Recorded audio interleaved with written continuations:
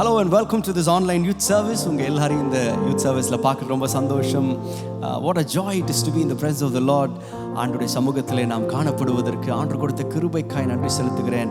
நிச்சயமாக ஆண்டவர் நல்லவராக இருக்கிறார். இதுவரைக்கும் நமக்கு ஜீவனை தந்து, சுகத்தை தந்து, பலனை தந்து ஆண்டவர் நம்மை நடத்தி வந்திருக்கிறார்.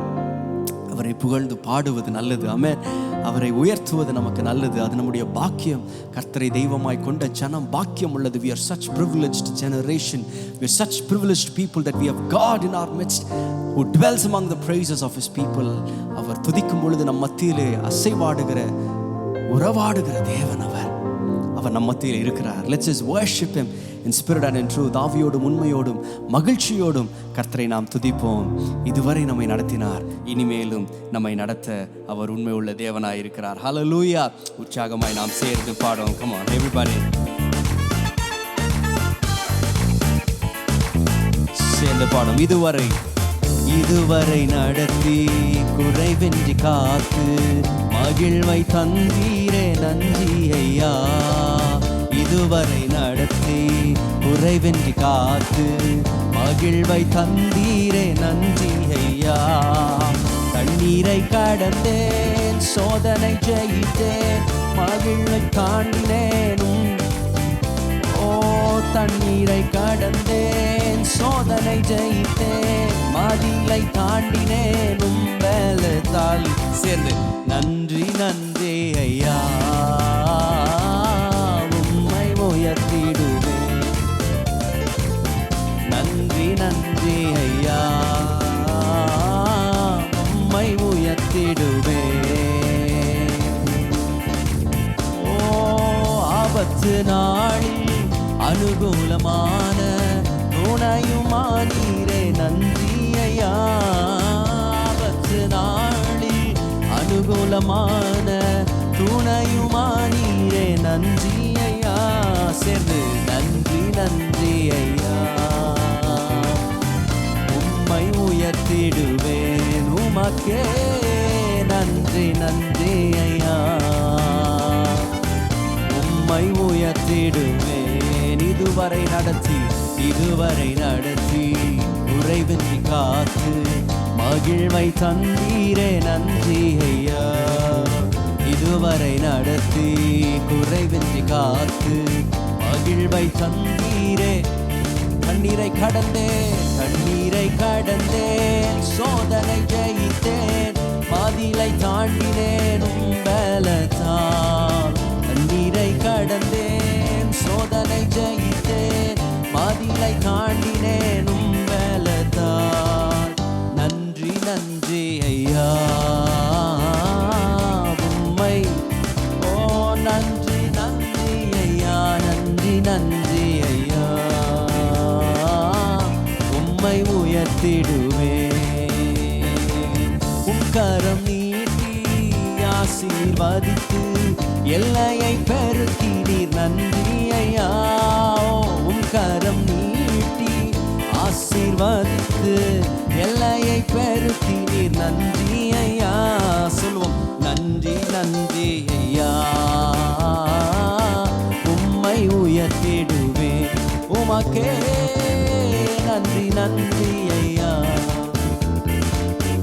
உம்மை உயர்த்திடுவேன். இதுவரை நடத்தி குறைவின்றி காத்து மகிழ்வை தந்தீரே. உமக்கே நன்றி ஆண்டவரே. இதுவரை நடத்தி குறைவின்றி காத்து மகிழ்வை தந்தீரே. தண்ணீரை கடந்தேன், சோதனை ஜெயித்தேன், மதிலை தாண்டினேன் பலத்தால். தண்ணீரை கடந்தேன், சோதனை ஜெயித்தேன், மதிலை தாண்டினேன் பலத்தால். சேர்ந்து நன்றி நன்றி ஐயா, உம்மை உயர்த்திடுவேன். நன்றி நன்றி ஐயா, உம்மை உயர்த்திடுவேன். அபிஷேகம் தந்து வரங்களை ஈந்து பயன்பட செய்தீரே நன்றி ஐயா. அபிஷேகம் தந்து வரங்களை ஈந்து பயன்பட செய்தீரே நன்றி ஐயா.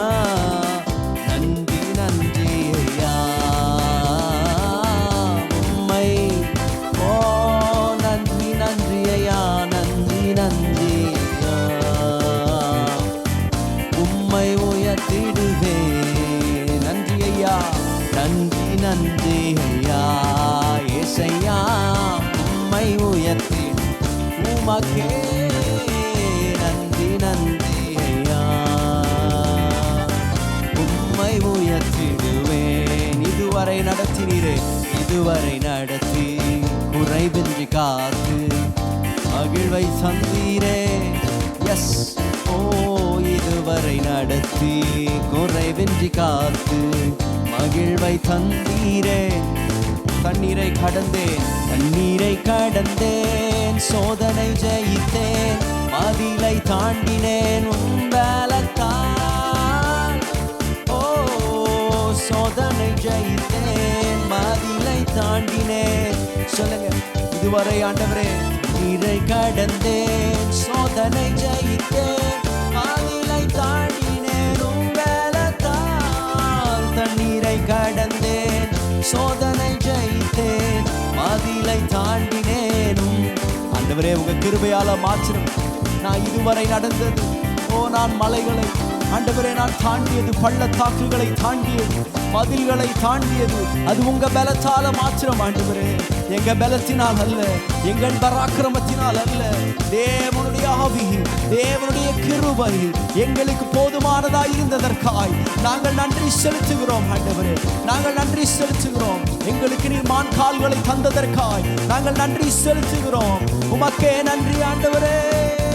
சொல்லுவோம், நன்றி நன்றி ஐயா.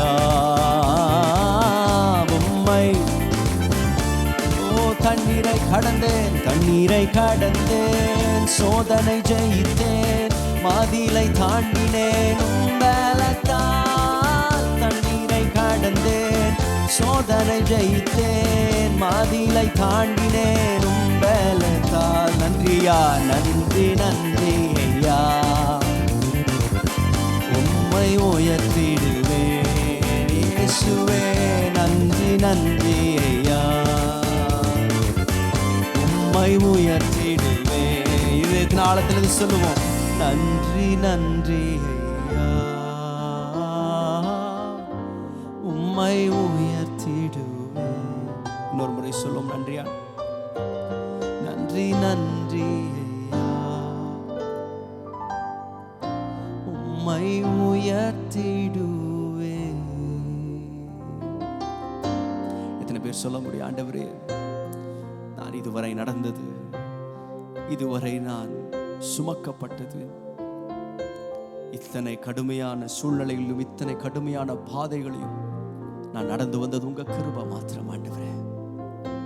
நீங்க தான் என்ன நடத்தினீங்க, நீங்க தான் எங்களுக்கு உதவி செஞ்சீங்க ஆண்டவரே. ஒரு தகப்பன் தன் பிள்ளையை சுமப்பது போல எங்களை நீங்க சுமந்து வந்தீங்க daddy. We want to thank you Lord. We want to thank you Father. We want to thank you Jesus. Oh hallelujah. Oh என்னை நடத்தினார் அவர் நல்லவர், அவர் கிருபை என்றும் உள்ளதே. என்னை நடத்தினார் அவர் நல்லவர், அவர் கிருபை என்றும் உள்ளதே. பாதுகாத்தாரே அவர் நல்லவர், அவர் கிருபை என்றும் உள்ளதே. இதுவரை பாதுகாத்த தேவன், பாதுகாத்தாரே அவர் நல்லவர், அவர் கிருபை என்றும் உள்ளதே. முன் சென்றாரே அவர் நல்லவர், அவர் கிருபை என்றும் உள்ளதே. முன் சென்றாரே அவர் நல்லவர், அவர் கிருபை என்றும் உள்ளதே. திடநம்பிக்கை தைரியமீந்தாரே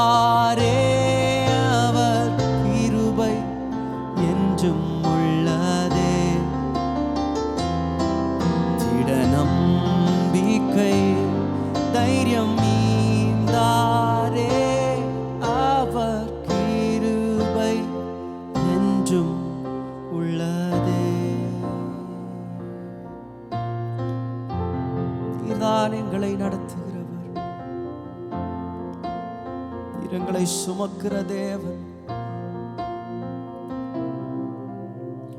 தாய் போல தேற்றி ஒரு தந்தை போல ஆற்றி தோள் மீது சுமந்திடும் என் இயேசையா. தாய் போல தேற்றி ஒரு தந்தை போல ஆற்றி தோள் மீது சுமந்து என் இயேசையா.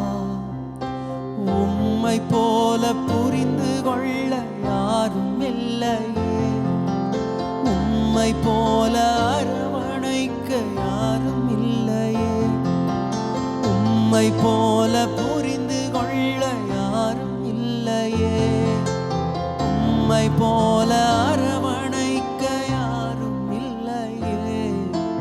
நீர் போதும் என் வாழ்வில் இயேசையா, நீர் போதும் என் வாழ்விலே. ஓ நீர் போதும் என் வாழ்விலே இயேசையா, நீர் போதும் என் வாழ்விலே. மலை போல துன்பம் என்னை சூழும் போது அதை பனி போல உருகிட செய்பவரே. மலை போல துன்பம் என்னை சூழும் போது அதை பனி போல உருகிட செய்பவரே. கண்மணி போல என்னை காப்பவரே, உள்ளங்கையில் பொறிந்தென்னை நினைப்பவரே. எஸ், கண்மணி போல என்னை காப்பவரே, உள்ளங்கையில் பொறிந்தென்னை நினைப்பவரே. நீர் போதும் என் வாழ்விலே இயேசையா, நீர் போதும் என் வாழ்விலே. நீர் போதும் என் வாழ்விலே இயேசையா, நீர் போதும் என் வாழ்விலே. பலவீன நேரம் என் கிருபை உனக்கு போதும், என் பலவீனத்தில் பலன் தருவேன் என்றே. பலவீன நேரம் என் கிருபை உனக்கு போதும், என் பலவீனத்தில் பலன் தருவேன் என்றே. நிழல் போல என் வாழ்வில் வருபவரே, விலகாமல் துணை நின்று காப்பவரே. நிழல் போல என் வாழ்வில் வருபவரே, விலகாமல் துணை நின்று காப்பவரே. நீர் போதும் என் வாழ்வில் இயேசையா, நீர் போதும் என் வாழ்விலே. நீர் போதும் என் வாழ்விலே இயேசையா, நீர் போதும் என் வாழ்விலே. தாய் போல தேற்றி தந்தை போல ஆற்றி தோள் மீது சுமந்திடும் என் இயேசையா. தாய் போல ஒரு தந்தை போல ஆற்றி தோள் மீது சுமந்திடும் என் இயேசையா.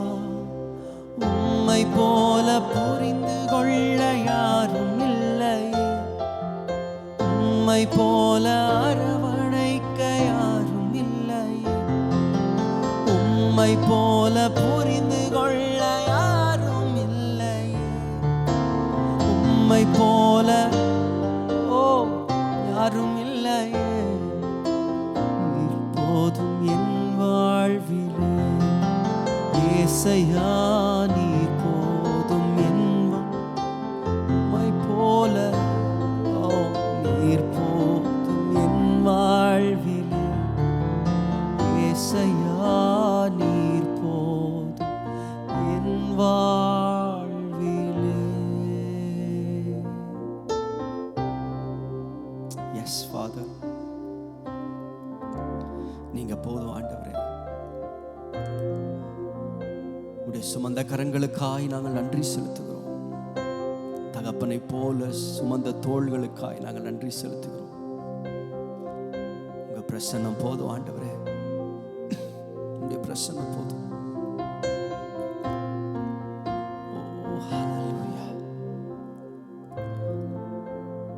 பாதை காட்டுவார்,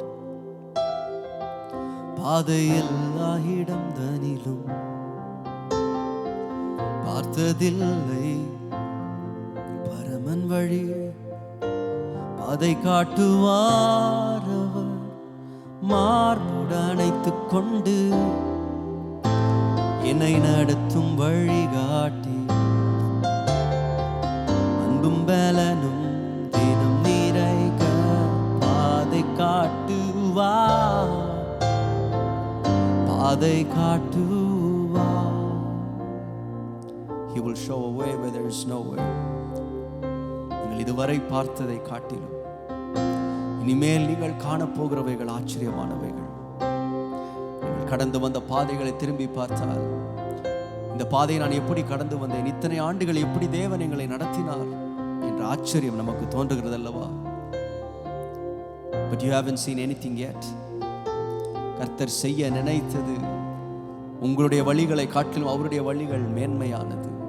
உங்களுடைய பாதைகளை காட்டிலும் அவருடைய பாதைகள் மேன்மையானது.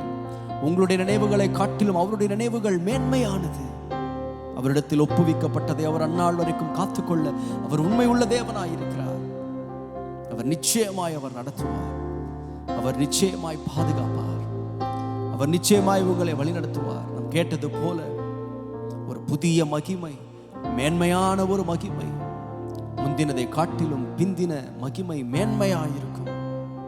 புதிய வளர்ச்சியை தேவன் தருக உண்மை உள்ளவர், விஸ்தரிக்கிற தேவன் அவர். He is a God of enlargement. அவர் நிச்சயமாய் உங்களை விஸ்தரிப்பார். He will enlarge your territory, he will enlarge your boundaries, he will enlarge your blessings. அவர் நிச்சயமாய் செய்வார். ஜாதிகளை நம்மிடத்தில் கொண்டு வருவார். You will be a blessing to generations. You will be a blessing to the nations. பல தேசங்களுக்கு தேவன் உங்களை ஆசீர்வாதமான பாத்திரமாய் தேவன் பயன்படுத்த அவர் உண்மை உள்ளவராயிருக்கிறார். அவர் கரத்தை மாத்திரம் நாம் பிடித்துக் கொள்ளுவோம். நிச்சயமாய் தேவன் மேன்மையான இடங்களிலே, ராஜாக்கள் மத்தியிலே தேவன் உங்களை அவர் உட்கார வைப்பார், உட்கார வைப்பார். அவரை நம்பி இருக்கிறவர்களை தேவன் நிச்சயமாய் ஆசீர்வதிப்பார். 10 மடங்கு சமர்த்தர்களாய் நீங்கள் இருப்பீர்கள். You will be a blessing. You will be a blessing. Not just blessed, you will be a blessing.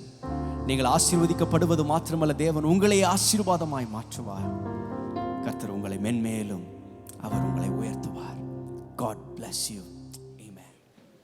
This day I want to speak to you about first things first. இந்த நாளிலே முதலாவது காரியத்தை முதலாவது செய்வது என்ற தலைப்பிலே உங்களோடு நான் பேச விரும்புகிறேன். You can write the title, First Things First. அந்த தலைப்பை நீங்கள் எழுதிக் கொள்ளலாம். முதலாவது செய்ய வேண்டியதை முதலாவது செய்தல். See, when you don't align things in the right order, you cannot get the desired result. ஒரு நல்ல முடிவை நீங்கள் பெற வேண்டுமானால், செய்ய வேண்டிய காரியத்தை ஒழுங்குபடுத்தி கொள்ளாவிட்டால், சரியான ஒழுங்கை நீங்கள் செய்யாவிட்டால் அந்த முடிவை உங்களால் பெற முடியாது. In Mark chapter 4 and verse 28, mark 4ஆம் அதிகாரத்தினுடைய 28வது வசனத்தை நீங்கள் கவனிப்பீர்கள். the Lord spoke about how God has ordered everything in nature. ஆண்டவராகிய தேவன் எல்லாவற்றையும் இயற்கையிலே எல்லாவற்றையும் ஒழுங்காக அமைத்தார் என்று அங்கே சொல்லப்படுகிறது. Look at that verse. அந்த வசனத்தை தயவு செய்து For the கவனியுங்கள். earth brings forth fruit of herself, first the blade, then the ear, after that the full corn of the ear. Mark 4ஆம் அதிகாரம் 28. எப்படி என்றால், நிலமானது முன்பு முளையையும் பின்பு கதிரையும் கதிரிலே நிறைந்த தானியத்தையும் பலனாக தானாய் கொடுக்கும். Do you see the sequence of events? இதை படிக்கிற பொழுது எப்படி ஒன்றின் பின் ஒன்றாக காரியங்கள் நடக்கிறது என்று நீங்கள் பார்க்கிறீர்கள். It says first the blade, then the ear, After that, the full corn in the ear. முன்பு முளை உண்டாகிறது, பின்பு கதிர் உண்டாகிறது, கதிரிலிருந்து தானியம் உண்டாகிறது என்று சொல்லப்படுகிறது. Turn with me to Luke chapter 14. லூக்கா எழுதின நற்செய்தி நூல் 14வது அதிகாரத்துக்கு நேராய் உங்கள் வேதத்தை திருப்பி பாருங்கள். In verse 28, அதிலே 28வது வசனத்தை நீங்கள் கவனிப்பீர்களானால், Jesus said, ஆண்டவராகிய இயேசு if சொல்கிறார், someone intends to build a tower, ஒருவன் கோபுரத்தை கட்டுவதற்கு அவனுக்கு மனது இருக்குமானால், first he will sit down and count the cost before he would commence the building of the project. அவன் செய்ய வேண்டிய அந்த கட்டிட பணியை செய்வதற்கு முன்பதாக உட்கார்ந்து காரியங்களை கணக்கு பார்ப்பான் என்று இயேசு சொல்லுகிறார். In verse 31, நீங்கள் 31வது வசனத்தை கவனிப்பீர்களானால், if there is a king, ஒரு ராஜா என்று ஒருவன் இருந்தால், before he goes to war with another king, அந்த ராஜா இன்னொரு ராஜாவோடு யுத்தம் செய்ய வேண்டிய நிலை வருகிற பொழுது, first he would sit down and count his own strength before he would wage a war. அந்த ராஜா தன்னுடைய பலம் என்ன என்பதை முதலாவது ஆராய்ந்ததற்கு பின்பதாதான் இன்னொரு ராஜாவோடு யுத்தத்துக்கு போவான். You look at any endeavor, நீங்கள் எந்த ஒரு காரியத்தையும் முனைப்பையும் எடுத்து if you பார்த்தால், don't put the first things first, you will never get the things done in the end. நீங்கள் முதலாவது செய்ய வேண்டிய காரியத்தை முதலாவது செய்யாத பொழுது முடிவு சரியாக அமைந்துவிட போவதில்லை. That is also applicable in our spiritual life. இது நம்முடைய ஆவிக்குரிய வாழ்க்கைக்கும் பொருந்தி வரும். There are many people who don't want to go through the first things, the basic things. பொதுவாக பார்க்கிற பொழுது நம்ம சாதாரணமாக என்ன செய்யணும்னா, அடிப்படையாய் செய்ய வேண்டிய காரியங்களை செய்வதிலே கோட்டை விட்டு விடுவோம். See, when you skip the basic things, when you skip the first things and you try to get the results, இந்த அடிப்படையான காரியங்களையும் அதே போல முதலாவது செய்ய வேண்டிய காரியங்களையும் விட்டுவிட்டு மற்ற காரியங்களை செய்கிற பொழுது, it can look like okay for some time, முதலாவது பார்க்கும் பொழுது காரியங்கள் சரியாக போய்க்கொண்டு இருக்கிறது போலத்தான் தோன்றும். but very soon you will feel that the results are dipping. ஆனால் முடிவிலே நீங்கள் பார்க்கும் பொழுது கொஞ்சம் கொஞ்சமாக காரியங்கள் தவறாக போவதை உங்களால் பார்க்க முடியும். For example, உதாரணமாக, before you start to plant a sapling, நீங்க ஏதாவது ஒரு காரியத்தை ஒரு விதையை அல்லது ஒரு செடியை நடுவதற்கு தீர்மானிப்பதற்கு முன்பதாக, first you have to prepare the ground. அதுக்கு முன்பாக நிலமானது ஆயத்தப்படுத்தப்பட வேண்டும். You have to clear the rocks. அப்ப முதலாவது நிலத்திலே இருக்கிற கற்கள் இருக்குமானால் கற்களை புரக்கி போட You வேண்டும். have to plow the land. அதுக்கு பின்பாக அதை உழவு செய்ய வேண்டி இருக்குமானால் You உழவு செய்ய have to வேண்டும். add manure. அதுக்கு பின்பாக அதற்கு போட வேண்டிய இடுபொருட்களை நீங்கள் போட்டாக வேண்டும். Then you plant the seed. அதற்கு பின்பதாகத்தான் நீங்கள் அந்த விதையை அங்கே ஊன்ற முடியும். If you don't make the preparation first and you plant the sapling or the seed anyway, நீங்கள் அப்படி எதுவுமே செய்யாமல் எந்த ஆயத்தம் இல்லாமல் அந்த செடியையோ விதையோ நடுவீர்களானால், it will survive for some time. அது நிச்சயமாக முளைத்து வரும், கொஞ்ச காலம் நிற்கும். But after some time it will not bear fruit. ஆனால் கொஞ்ச காலத்துக்கு பின்பு அது எந்த தானியத்தை விளைவிக்க வேண்டுமோ, எந்த பலனை கொடுக்க வேண்டுமோ அதை அது தராது. Many of us skip the first things because some of the basic things are little tough. பல வேளைகளிலே நாம் முதல் செய்ய வேண்டிய அடிப்படையான காரியங்களை செய்யாமல் இருக்கிறதுக்கு காரணம் அது சற்று கடினமானது. We want to skip the tough part, the hard things, and then we want to go for the results. நம்ம கடினமான காரியங்களை தவிர்த்துவிட்டு நல்ல முடிவுகளை எதிர்பார்க்கிறோம். It's like you don't study but you want good results. நாம படிக்கிறது இல்லை, ஆனா ரிசல்ட் மட்டும் ரொம்ப நல்லா பரீட்சையில் வந்துடணும்னு நினைக்கிறோம். You don't get a job and you buy a bike. நீங்க வேலையே இல்லை, ஆனா நல்ல ஒரு bike வாங்கிடணும். You don't have an employment, you want to get married. எனக்கு வேலையே இல்லை, உடனடியாக எனக்கு திருமணம் பண்ணி ஆகணும். When you skip certain basics in your life, you will face the brunt of it very soon.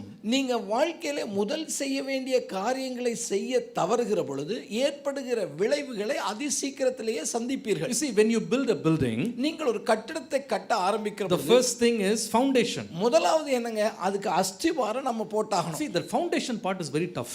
இந்த அஸ்திவாரம் போடுவது இலகுவானதல்ல, அது கடினமானது. Oh, you have to dig deep. காரணம் அது ஆழமாய் தோண்ட வேண்டும். And there is lot of work which nobody sees.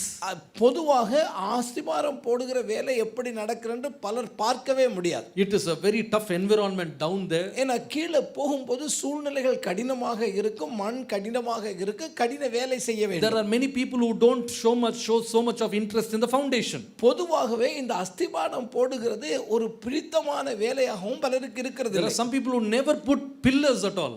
சிலரை பார்த்தா தூணே போட மாட்டாங்க. They'll just dig little bit. அவங்க கொஞ்சம் அப்படியே தோண்டிட்டு and they start building with bricks. அதுக்கு பிறகு கட்ட ஆரம்பிச்சிருவாங்க. But when the building comes up, ஆனால் அந்த கட்டிடம் எழும்பி வருகிற பொழுது very soon you will find cracks in the building. அதற்கு பின்பாக கட்டிடம் எழும்பிக் கொண்டு வரும் பொழுது சீக்கிரத்திலேயே வெடிப்புகள் வருகிறதை நாம் பார்க்கிறோம். In your spiritual life, there are some things which are first things first. அதே போலத்தான் ஆவிக்குரிய வாழ்க்கையிலும் முதல் செய்ய வேண்டியவற்றை நான் முதலே செய்தாக வேண்டும். There are 7 things I found in the Bible. வேதத்திலே நான் 7 காரியங்களை அவதானித்தேன். But I am going to share 3 things today. அதிலே 3 மாத்திரமே இன்றைக்கு நான் சொல்ல போகிறேன். Number 1. முதலாவது, Turn with me to Matthew chapter 22 verses 35 to 38. மத்தேயு 22:35 இருந்து மத்தேயு 22வது அதிகாரம் 35 to 38. 35 இருந்து 38. Then one of them, which was a lawyer, asked him a question, tempting him and saying, Master, which is the greatest commandment in the law? Jesus said to him, Thou shalt love the Lord thy God with all thy heart, with all thy soul, and with all thy mind. This is the first and the greatest commandment. மத்தேயு 22ஆம் அதிகாரம் 35 இருந்து கவனிப்பீர்களானால், அவர்களின் நியாயசாஸ்திரி ஒருவன் அவரை சோதிக்கும்படி, போதகரே, நியாயப்பிரமாணத்திலே எந்த கற்பனை பிரதானமானது என்று கேட்டான். இயேசு அவனை நோக்கி, உன் தேவனாகிய கர்த்தரிடத்தில் உன் முழு இருதயத்தோடும் உன் முழு ஆத்துமாவோடும் உன் முழு மனதோடும் அன்பு கூர்வாயாக. இது முதலாம் பிரதான கட்டளை. This is the first and the great commandment. ஆண்டவர் சொல்லுகிற பொழுது இது முதலாவது பிரதான கற்பனை என்று சொல்லுகிறார். There are many commandments. அநேக கற்பனைகள் நமக்கு இருக்கிறது. But God said you have to first start with the first commandment. ஆண்டவர் சொல்லுகிற வேளை நீ ஆரம்பிக்கிற வேளையிலே முதலாவது கற்பனையிலிருந்து ஆரம்பிக்க வேண்டும். If you come to Exodus chapter 20, நீங்கள் யாத்திராகமத்தின் புத்தகத்துடைய 20ஆம் அதிகாரத்துக்கு வருவீர்களானால், there you see the 10 commandments given. அதிலே நீங்கள் பார்க்கிற பொழுது அங்கே 10 கட்டளைகள் கொடுக்கப்பட்டிருக்கிறதை The கவனிக்கிறீர்கள். first commandment, அதிலே உள்ள முதலாவது கட்டளை என்ன? you shall have no other gods before me. என்னை தவிர வேறே தேவன் உனக்கு உண்டாகி இருக்க வேண்டாம். Second commandment, அதிலே இரண்டாவது கட்டளை என்ன? you should have no idols. நீ எந்த ஒரு விக்கிரகமும் உனக்கு உண்டாகி இருக்க வேண்டாம். Number 3, மூன்றாவதாக, you shall not use the name of God in vain. நீ தேவனுடைய நாமத்தை வீணிலே வழங்காதிருப்பாயாக. Number 4, நான்காவதாக, you have to remember the Sabbath day. நீ ஓய்வு நாளை பரிசுத்தமாய் ஆசரிக்க மறந்துவிடவே கூடாது. Number 5, ஐந்தாவதாக, you have to honor your father and your mother. உன் தாயையும் தகப்பனையும் நீ கனம் பண்ண வேண்டும். Number 6, ஆறாவதாக, you shall not murder. நீ கொலை செய்யாதிருப்பாயாக. Number 7, ஏழாவதாக, you shall not commit adultery. நீ விபச்சாரம் செய்யாதிருப்பாயாக. Number 8, எட்டாவதாக, you shall not steal. களவு செய்யாதிருப்பாயாக. Number 9, ஒன்பதாவது, you shall not bear false witness against your neighbor. உன்னுடைய புறனுக்கு விரோதமாக நீ பொய் சாட்சி சொல்லாதிருப்பாயாக. Number 10, பத்தாவது, you shall not covet others' property. மற்றவருடைய சொத்தை நீ ஒருபோதும் இச்சிக்க கூடாது. If you look at these 10 commandments, இந்த 10 கட்டளைகளை நீங்கள் you can கவனிப்பீர்களானால், split them into 2 halves. இதை 2 பாதிகளாக நீங்கள் பிரித்துக் கொள்ள The முடியும். first 4 is commandments that pertain to God, man and God. முதல் 4 நீங்கள் கவனிக்கும் பொழுது அது மனிதனுக்கும் தேவனுக்கும் இடையிலான காரியத்தை பேசுகிறது. If you look at the commandments from 5 to 10, நீங்கள் 5 இலிருந்து 10 வரை உள்ள அந்த கட்டளைகளை கவனித்தால், all these commandments pertain to man and man. இது மனிதனுக்கும் உள்ள உறவு நிலையில் உள்ள காரியங்களை குறித்து பேசுகிறது. So when somebody asks Jesus, what is the great commandment? ஆண்டவராகிய இயேசுவிடத்திலே ஒருவன் வந்து பிரதானமான கட்டளை எது என்று கேட்ட பொழுது, He did only 2 things. He did not say the 10, he told only 2 things. ஆண்டவர் 10ஐயும் சொல்லல, அதுல 2 மட்டும் தான் சொல்றார். First he said love God. முதலாவது என்ன சொன்னார்? நீ தேவனை நேசி. Number 2 he said love your neighbor. இரண்டாவது சொன்னார் உன்னுடைய அயலானையும் அதே போல நேசி. Did Jesus forget the 10 commandments? அப்ப ஆண்டவருக்கு 10 கட்டளை பாடமா தெரியாதுல? Did Jesus miss something? அல்லது ஏதோ ஒரு காரியத்தை ஆண்டவர் சொல்ல தவறிவிட்டாரா? No. He paraphrased it in 2 lines. ஆண்டவர் முழு கட்டளையும் 2 வார்த்தைகளிலே அடக்குகிறார். When God said honor your father and mother, உன்னுடைய தாயையும் தகப்பனையும் கனம் பண்ணு என்று சொல்லுகிற பொழுது, do not commit murder, adultery, do not steal, do not bear false witness, do not covet. நீ விபச்சாரம் செய்யாதாக, களவு செய்யாதிருப்பாயாக, பொய்ச்சாட்சி சொல்லாதிருப்பாயாக, மற்றவருடைய பொருளை இச்சியாதிருப்பாயாக என்றெல்லாம் சொல்லுகிற What பொழுது, was he saying? ஆண்டவர் என்ன சொல்ல விரும்புகிறார்? Love your neighbor as yourself. உன்னை நேசிக்கிறதை போல உன்னுடைய அயலானையும் நீ நேசிப்ப. In the same way, அப்படியே when Jesus handled the first 4 commandments, அவர் முதல் 4 கட்டளைகளையும் எடுத்துக்கொண்ட வேளையிலே, you shall have no gods before me. உனக்கு முன்பாக வேறே தேவர்கள், என்னை தவிர வேறே தேவர்கள் உனக்கு உண்டாயிருக்க வேண்டாம் என்று சொன்னார். What was he saying? ஆண்டவர் இங்க என்ன சொல்லுகிறார்? Write it down. தயவு செய்து எழுதிக் Do கொள்ளுங்கள். not deviate from the living God. ஜீவன் உள்ள தேவனை விட்டு விலகி போகாதிருப்பாயாக. There should be no other devotion, no other choice, no other alternatives when it comes to worshiping the one true God. தேவனை ஆராதிக்கிற என்று வரும் பொழுது ஒரே மெய்யான தேவன் ஒருவரே உண்டு, நீ அவரை மாத்திரமே ஆராதிக்க வேண்டும், அவரை தவிர உனக்கு ஆராதிக்க வேறு ஒன்றும் இல்லை. When the commandment says do not have any idols, ஆண்டவர் அங்கே விக்கிர ஆராதனை செய்யாதிருப்பாய் என்று சொன்ன பொழுது what was he saying? ஆண்டவர் எதை சொல்ல Write it விரும்புகிறார்? down. நீங்க எழுதிக் கொள்ளுங்கள். Do not diminish God to your own handiwork.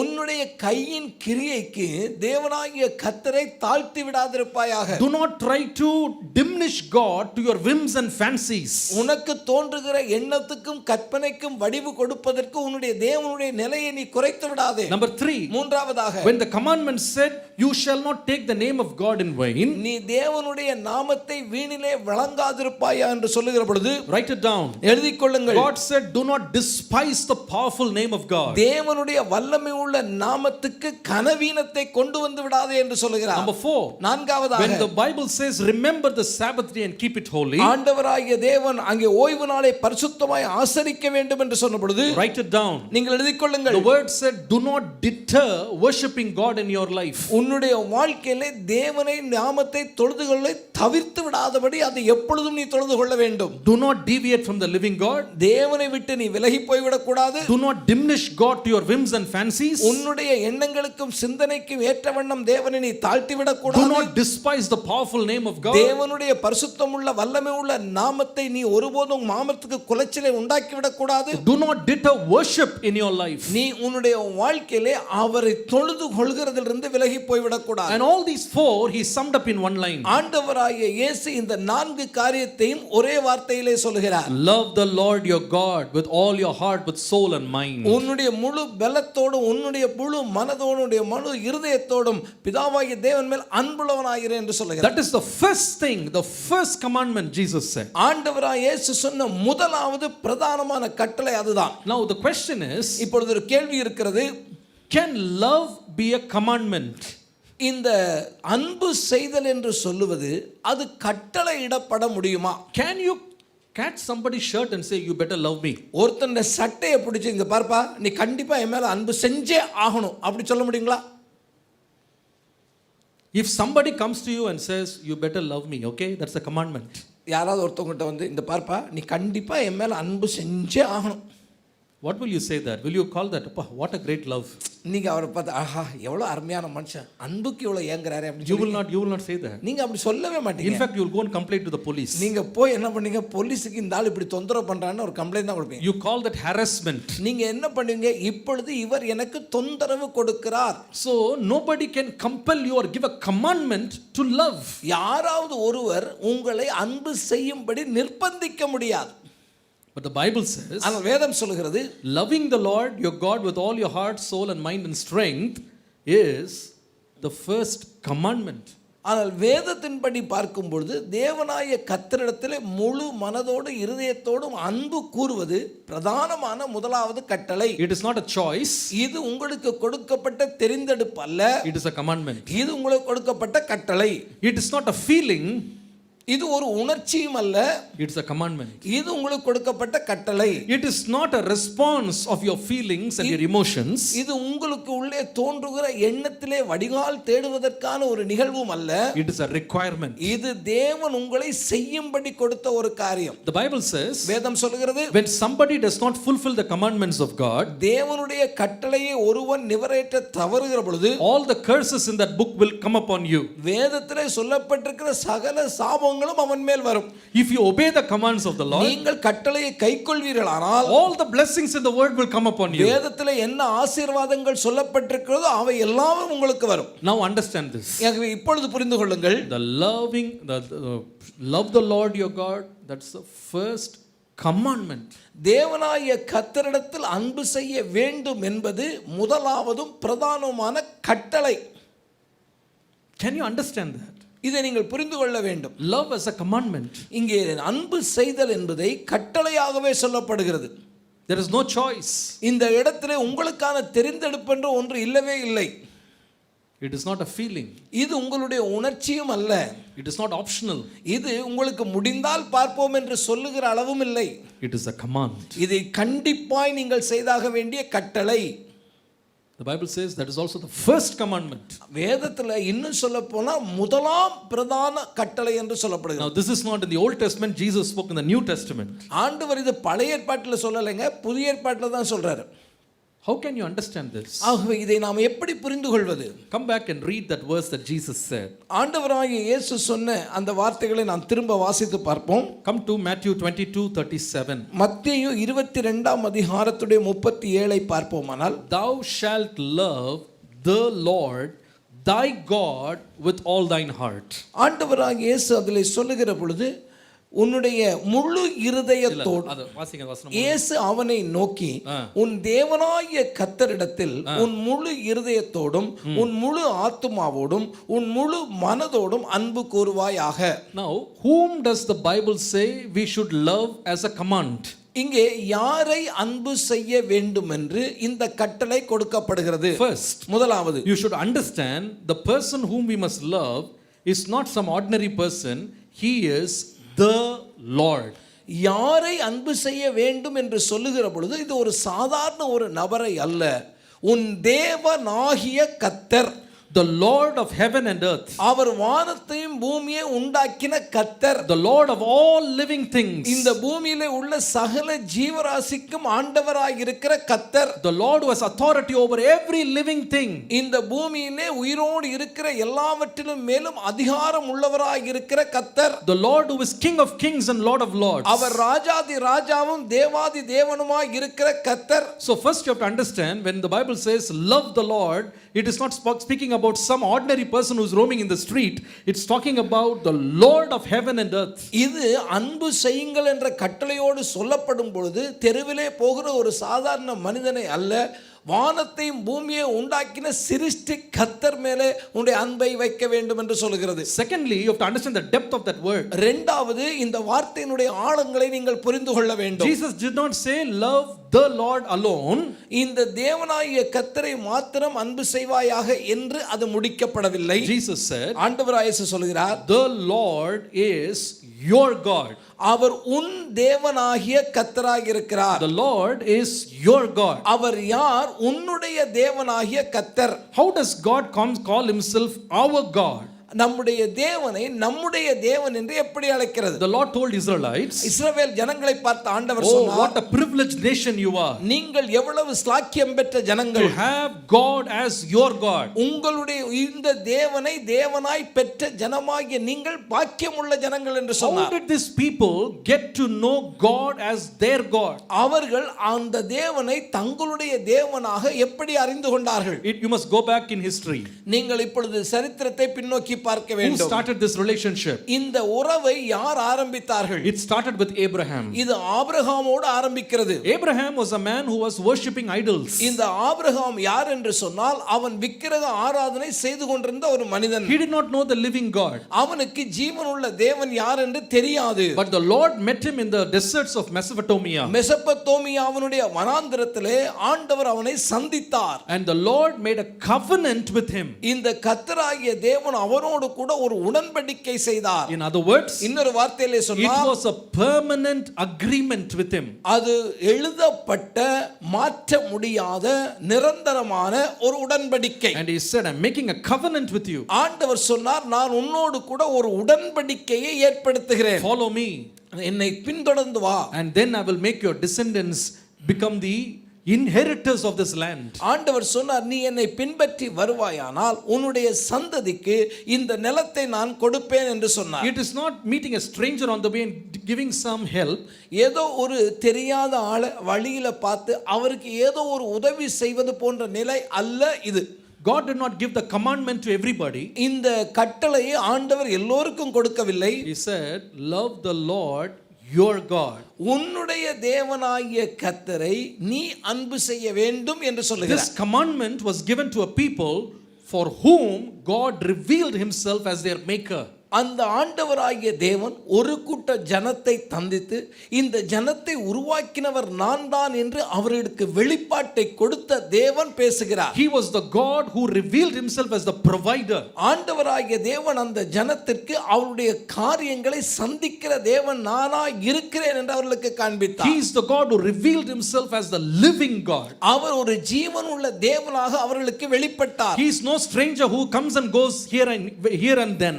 ஏதோ ஒரு நாள் வந்துவிட்டு போகிற ஒரு வேற்று ஆளை போல இந்த தேவன் அவர்களுக்கு இருக்கவில்லை. This relationship is not a business relationship. இவர்களுக்கு இருந்த உறவு என்று சொல்லுவது ஒரு வியாபார அடிப்படையில் இருந்த உறவும் அல்ல. This relationship is a covenant relationship. இவர்களுக்கு இருந்த உறவு உடன்படிக்கையினால் ஏற்பட்ட உறவு.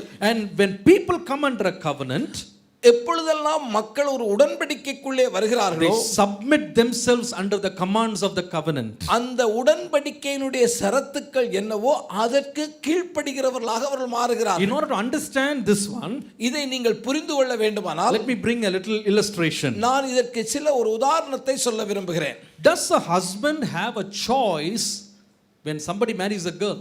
Does he have a choice to love his wife or love some girl who is working with him in the same cabin in his work? இப்பொழுது ஒரு ஆண் திருமணம் முடிக்கிறார் என்று வைத்துக் கொள்ளுங்கள். அவர் தன்னுடைய மனைவியை அன்பு செய்வதா, அது அவருக்கு கடமையா, அல்லது அவருடைய வேலை ஸ்தலத்தில் இன்னொரு பெண் இருக்கிறார் அவளை அன்பு செய்வது அவருடைய கடமையா? Now, does a wife have the choice to love her husband or a childhood friend in school? ஒரு மனைவியை எடுத்துக்கொண்டால் மனைவி அன்பு செய்ய வேண்டிய கடமை அது கணவனை அன்பு செய்ய வேண்டுமா, அல்லது சின்ன வயசுல இருந்தே தெரிந்த ஒரு நண்பர் இருக்கிறார் அவர் மேலே அந்த அம்மா அன்பா இருக்கணுமா? சொல்லுங்க.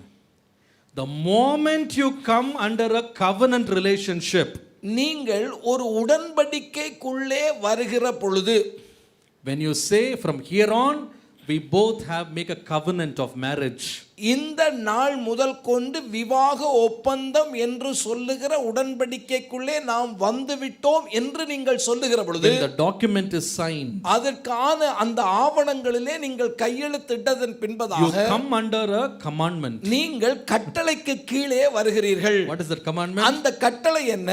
Don't talk to any other girl besides me. என்ன தவிர வேற ஒரு பெண்ணோட பேசவும் கூடாது. Don't talk to any other man besides me. என்ன தவிர வேற ஒரு ஆணோட பேசவே கூடாது. Why? ஏன்? You are not some husband. நீங்கள் யாரோ ஒரு புருஷன் அல்ல, You are my husband. நீங்கள் என்னுடைய புருஷன். The women you should be very careful with, okay?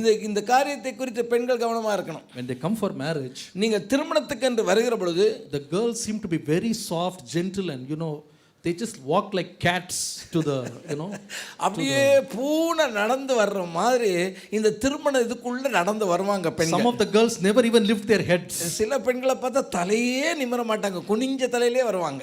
And we have to compel them, lift your head, lift your head. அப்ப நாம சொல்ல வேண்டியிருக்கு, அம்மா தலையை கொஞ்சம் உயர்த்துமான்னு சொல்ல வேண்டியிருக்கு. But the moment you make a covenant with that girl, ஆனா அந்த பெண்ணோடு கூட நீங்கள் உடன்படிக்கை செய்த பின்பு then the husband has to put the head down. அதுக்கப்புறம் தலையை குனிய வேண்டியது அந்த அம்மா இல்ல, அவர் புருஷன் தான் தலையை குனிஞ்சிட்டு இருப்பார். She comes in full control. அவங்க இப்ப முழு கண்ட்ரோல் அவங்க கையில போயிருது. One of my friends told me, என்னுடைய நண்பர்ல ஒருத்தர் a சொன்னார், pastor friend, in a conversation he was sharing, ஒரு பாஸ்டர் நண்பராக இருந்தனாலே அவர் கதைத்து கொண்டிருக்கும் பொழுது இந்த மாதிரி ஒரு வார்த்தையை பேசின போது சொன்னார், he said the husband is the head, no doubt, இங்க சொன்னாரு புருஷன் தாங்க தலை, அதுல எந்த சந்தேகத்துக்கு இடம் இல்லை, but the wife is the neck. ஆனா மனைவி இருக்காங்களா அவங்க கழுத்துங்கன்னாரு. Without her permission you cannot shake your head. இந்த கழுத்த விஷயம் இல்லாம நீங்க தலையை ஆட்டவே முடியாதுங்க. Why? ஏன்? How did this lady get so much of authority? ஒரு பெண்ணானவளுக்கு இப்பொழுது இவ்வளவு அதிகாரம் எதனாலே Why வந்தது? does a man get so much of authority over this girl? இந்த பெண்ணின் மேலே ஒரு அதிகாரம் வந்ததா, அல்லது கணவனுக்கு இந்த அதிகாரம் வந்ததே ஏன் வந்தது? Because of a relationship, அவங்களுக்கு உண்டான உறவின் நிமித்தம், because of a covenant.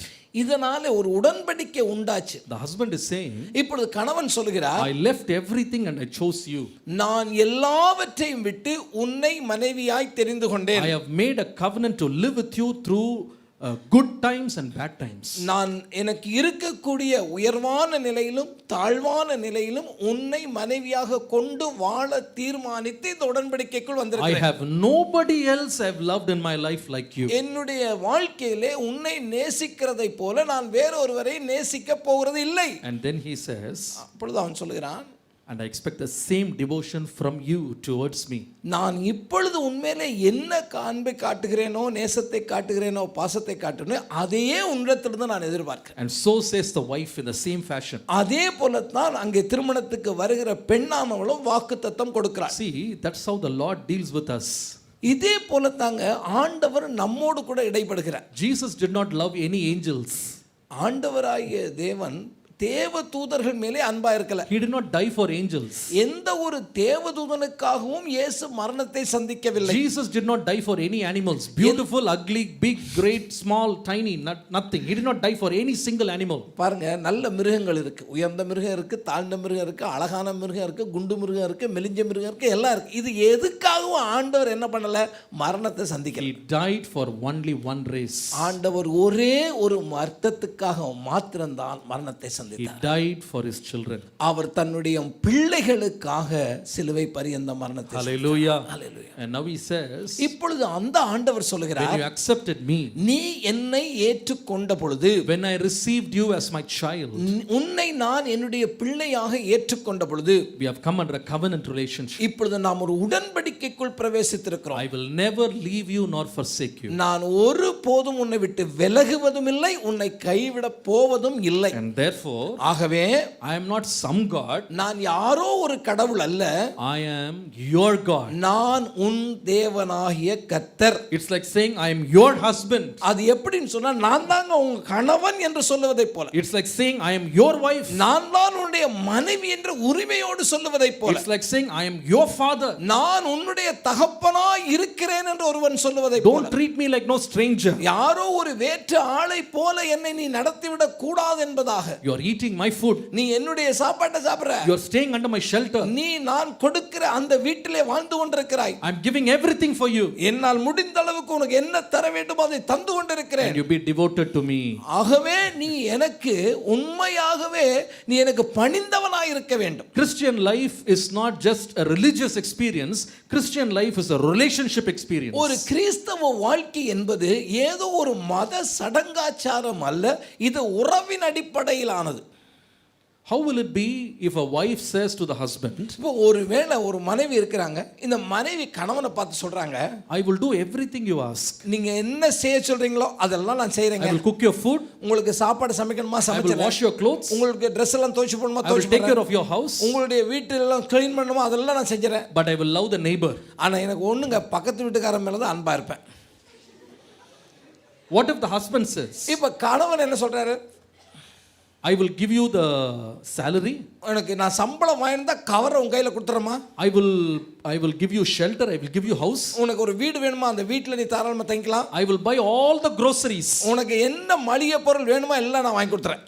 But I love some other girl. ஆனா எனக்கு அன்பு இன்னொரு இடத்துல இருக்கு, இன்னொரு பெண்ணை நான் அன்பு செய்றேன். Are you happy?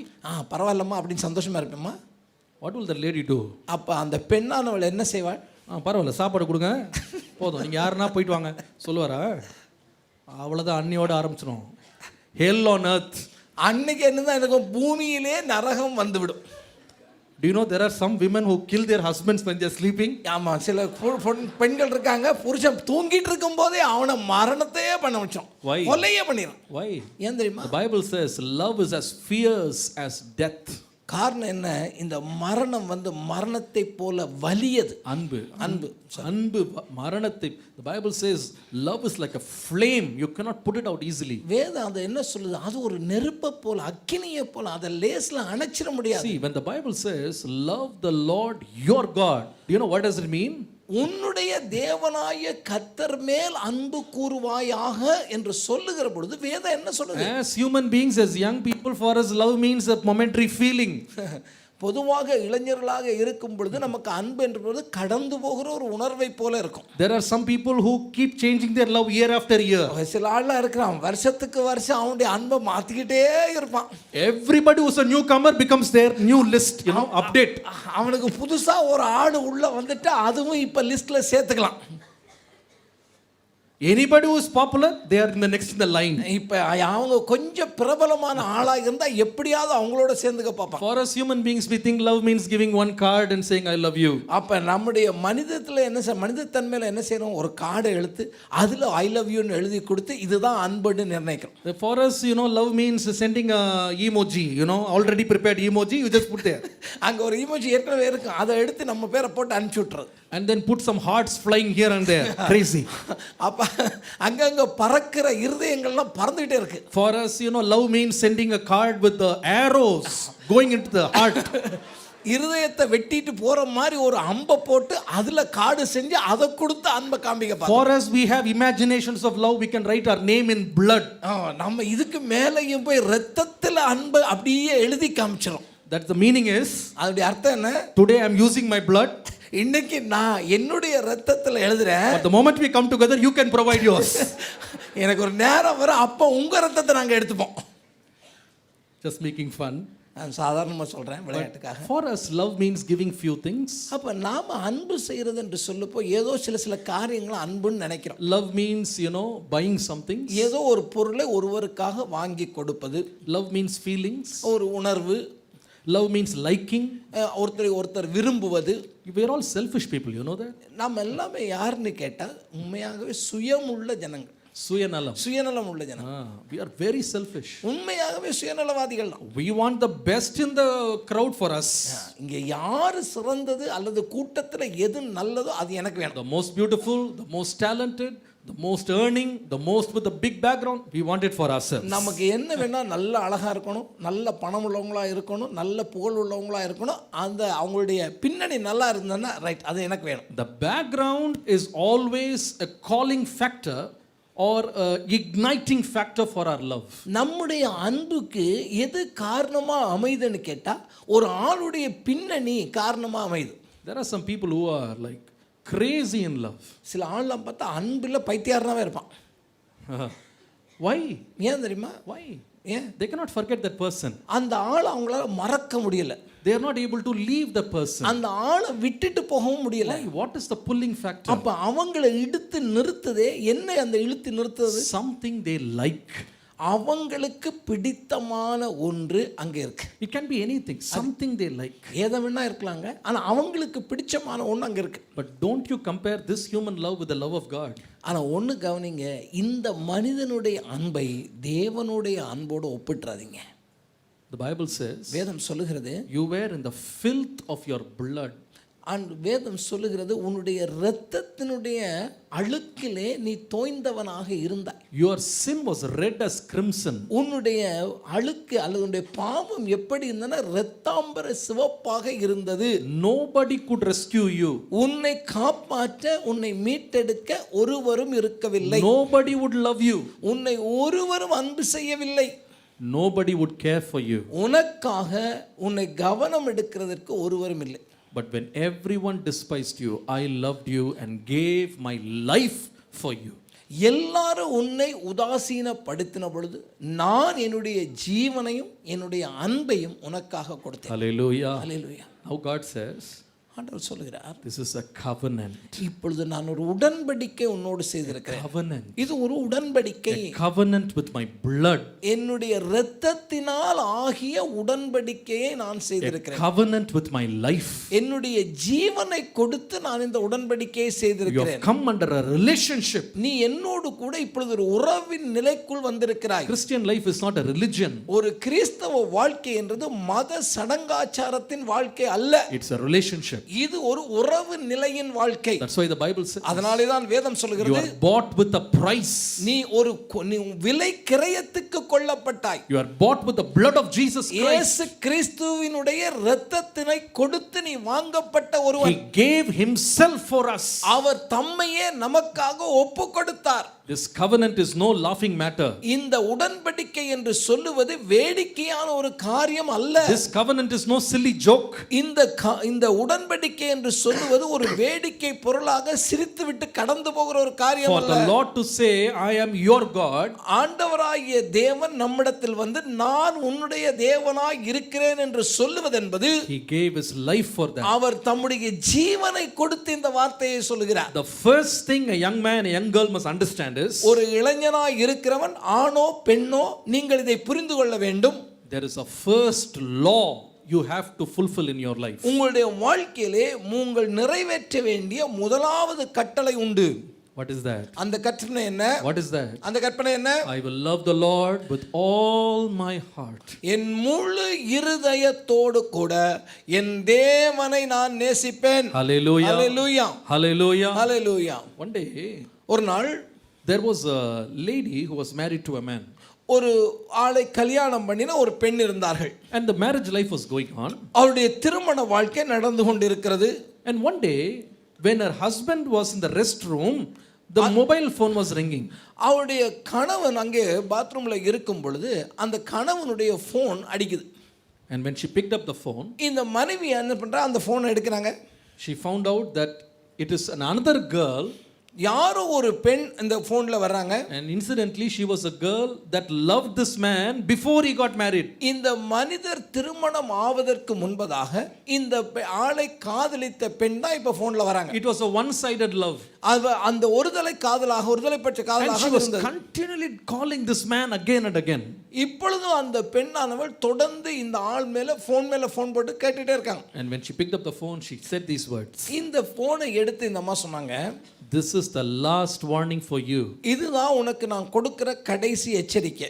If you call my husband again, என்னுடைய கணவனுக்கு நீ திரும்ப phone பண்ணுவாயானால் I will destroy your life. உன்னுடைய வாழ்க்கையை நான் அழிச்சிருவேன். Very powerful word. மிக கடினமான ஒரு வார்த்தை. She said, even if I have to die in the process, இது உன்னுடைய வாழ்க்கையை அழிக்கிற காரியத்தில் என்னுடைய வாழ்க்கை அழிந்து போகுமானா, even if it is that case, I will not stop. அப்படி நடந்தா கூட நான் அதை செஞ்சு முடிப்பேங்கிறான். She was so zealous of her husband's love. அவளுடைய கணவனுடைய அன்பை பெறுவதற்கு அவ்வளவு வைராக்கியம் உள்ள பெண்ணாக அவள் You இருக்கிறாள். know why? ஏன் தெரியுமா? She left her father's house. அவள் தன்னுடைய தகப்பனார் வீட்டை இந்த மனிதனுக்காக விட்டு வந்தவள். She left all her friends. அவளுடைய நண்பர்களை வட்டாரத்தை விட்டு இங்க வந்தவள். She gave her only life to a man and she trusted him with all her heart. அவளுக்கு இருக்கிற ஒரே வாழ்க்கையை இந்த மனிதனை நம்பி அந்த மனிதனுடைய கையிலே ஒப்பு கொடுத்தவள். And she said, you better love me. அவள் சொல்லுகிறது என்ன? கணவனாய் இருக்கிற நீ என் மேல் அன்பு கூர். That's exactly what the Lord is saying. அதைத்தான் ஆண்டவராகிய தேவனும் சொல்லுகிறார். He does not ask you to love someone, some stranger. யாரோ ஒரு வேற்று ஆள் மேலே அன்பு வைக்கும்படி தேவன் சொல்லலைங்க. He says, love the Lord, the great Lord. He became your God. வல்லமை உள்ள தேவன், மகா உன்னதமான தேவன், அவர் உன்னுடைய தேவன், அவர் மேல் நீ அன்பு கூர். Hallelujah. Hallelujah. As a young man, my friends, the first part of the most important thing you have to check very often is, do I love the Lord with all my heart? ஆகவே ஒரு வாலிபனான வயதுல நீங்க ஒன்றை யோசிக்கணும். முதலாவது காரியம், நான் என்னுடைய தேவனாகிய கர்த்தர் மேல் அன்பு கூறுவனாய் இருக்கிறேனா? Do I remember that covenant? தேவனாகிய கர்த்தர் என்னோடு பண்ண உடன்படிக்கை எனக்கு ஞாபகம் இருக்குதா? Do I remember the blood of Jesus Christ? இயேசு கிறிஸ்து தம்முடைய இரத்தத்தினால் என்னை மீட்டெடுத்தாரே, அது என் நினைவில் இருக்கிறதா? Jesus said, இயேசு சொன்னார், whenever you take the cup and whenever you break the bread, எப்பொழுதெல்லாம் இந்த பாத்திரத்தில் பானம் பண்ணுகிறீர்களோ, எப்பொழுதெல்லாம் இந்த அப்பத்தை புசிக்கிறீர்களோ, do it in remembrance of me. என்னை நினைவு கூறும்படி இதை செய்யுங்கள் என்றார். Remember my love for you. நான் உங்கள் மேல வைத்த அந்த அன்பை நினைவு கூர்ந்துருங்க.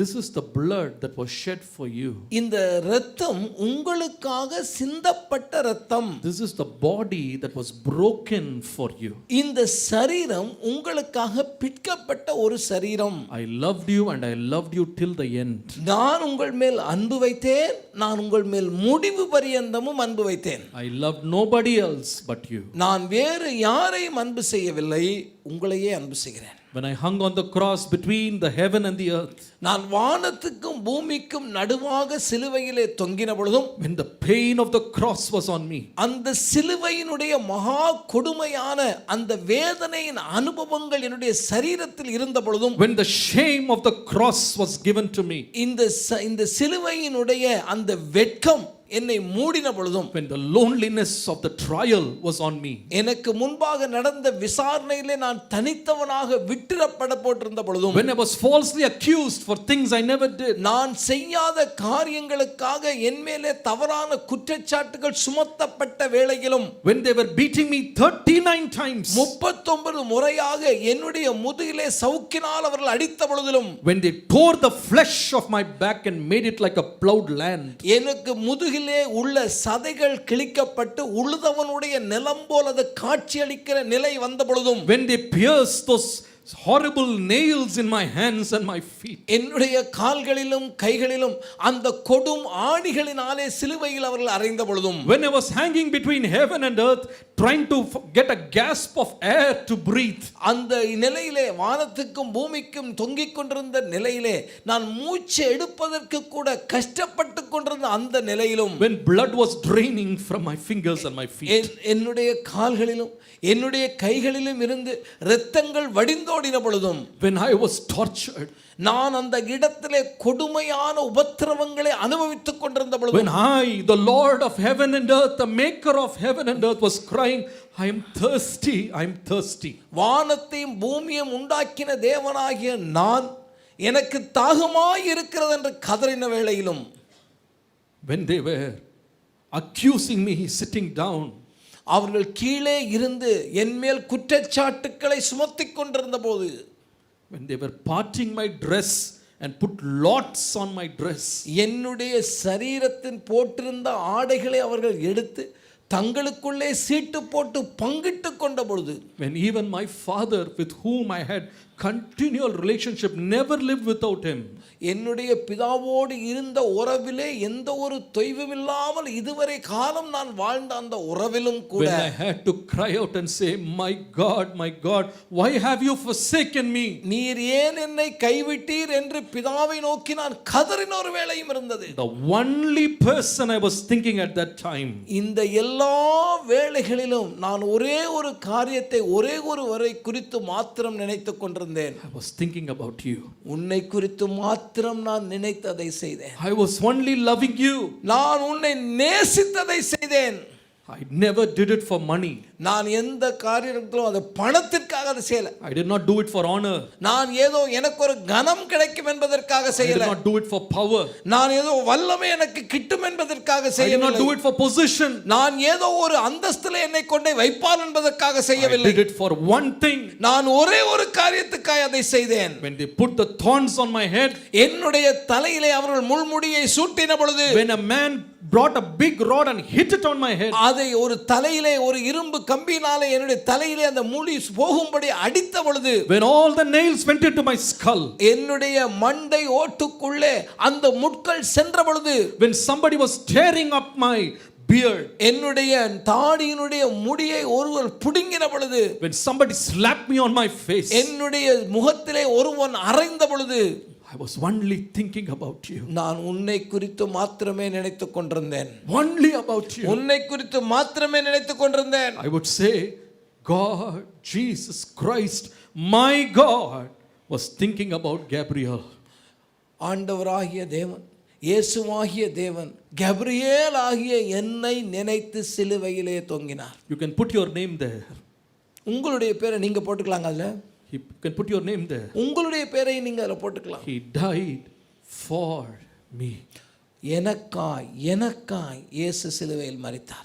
The Bible says, வேதம் சொல்லுகிறது, the first commandment உங்களுடைய முதலாவது கட்டளை என்ன? is not bring $1 million to me. எனக்கு ஒரு கோடி ரூபாய் பணம் எடுத்துட்டு வா, அதை சொல்லல. It was not someone who said, give me your wealth. உன்னுடைய செல்வங்களை எல்லாம் என்னிடத்துல கொடு. Give me all your income. உனக்கு வருகிற வருமானங்களை எல்லாம் என்னிடத்துல கொடு. Give me your power. உன்னுடைய வல்லமை எல்லாம் எனக்கு கொடு. That is not my requirement. அது அல்ல தேவனாகிய கர்த்தர் கேட்பது. The first commandment is, இங்கே முதலாவது கட்டளை என்ன? love me. என்னை அன்பு கூர். Love the Lord with all your heart. உன்னுடைய முழு இருதயத்தோடும் என்னிடத்தில் அன்பு கூறுவாயாக. Hallelujah. Hallelujah. Hallelujah. Hallelujah. This evening the Lord is telling you இந்த மாலை வேளையிலே ஆண்டவர் உங்களை பார்த்து சொல்கிறார். the very first requirement. ஆண்டவர் அங்கே வைத்திருக்கிற முதலாவது அங்க நிபந்தனை என்ன? Love the Lord. That's the first commandment. அப்ப முதலாவது கட்டளை என்ன?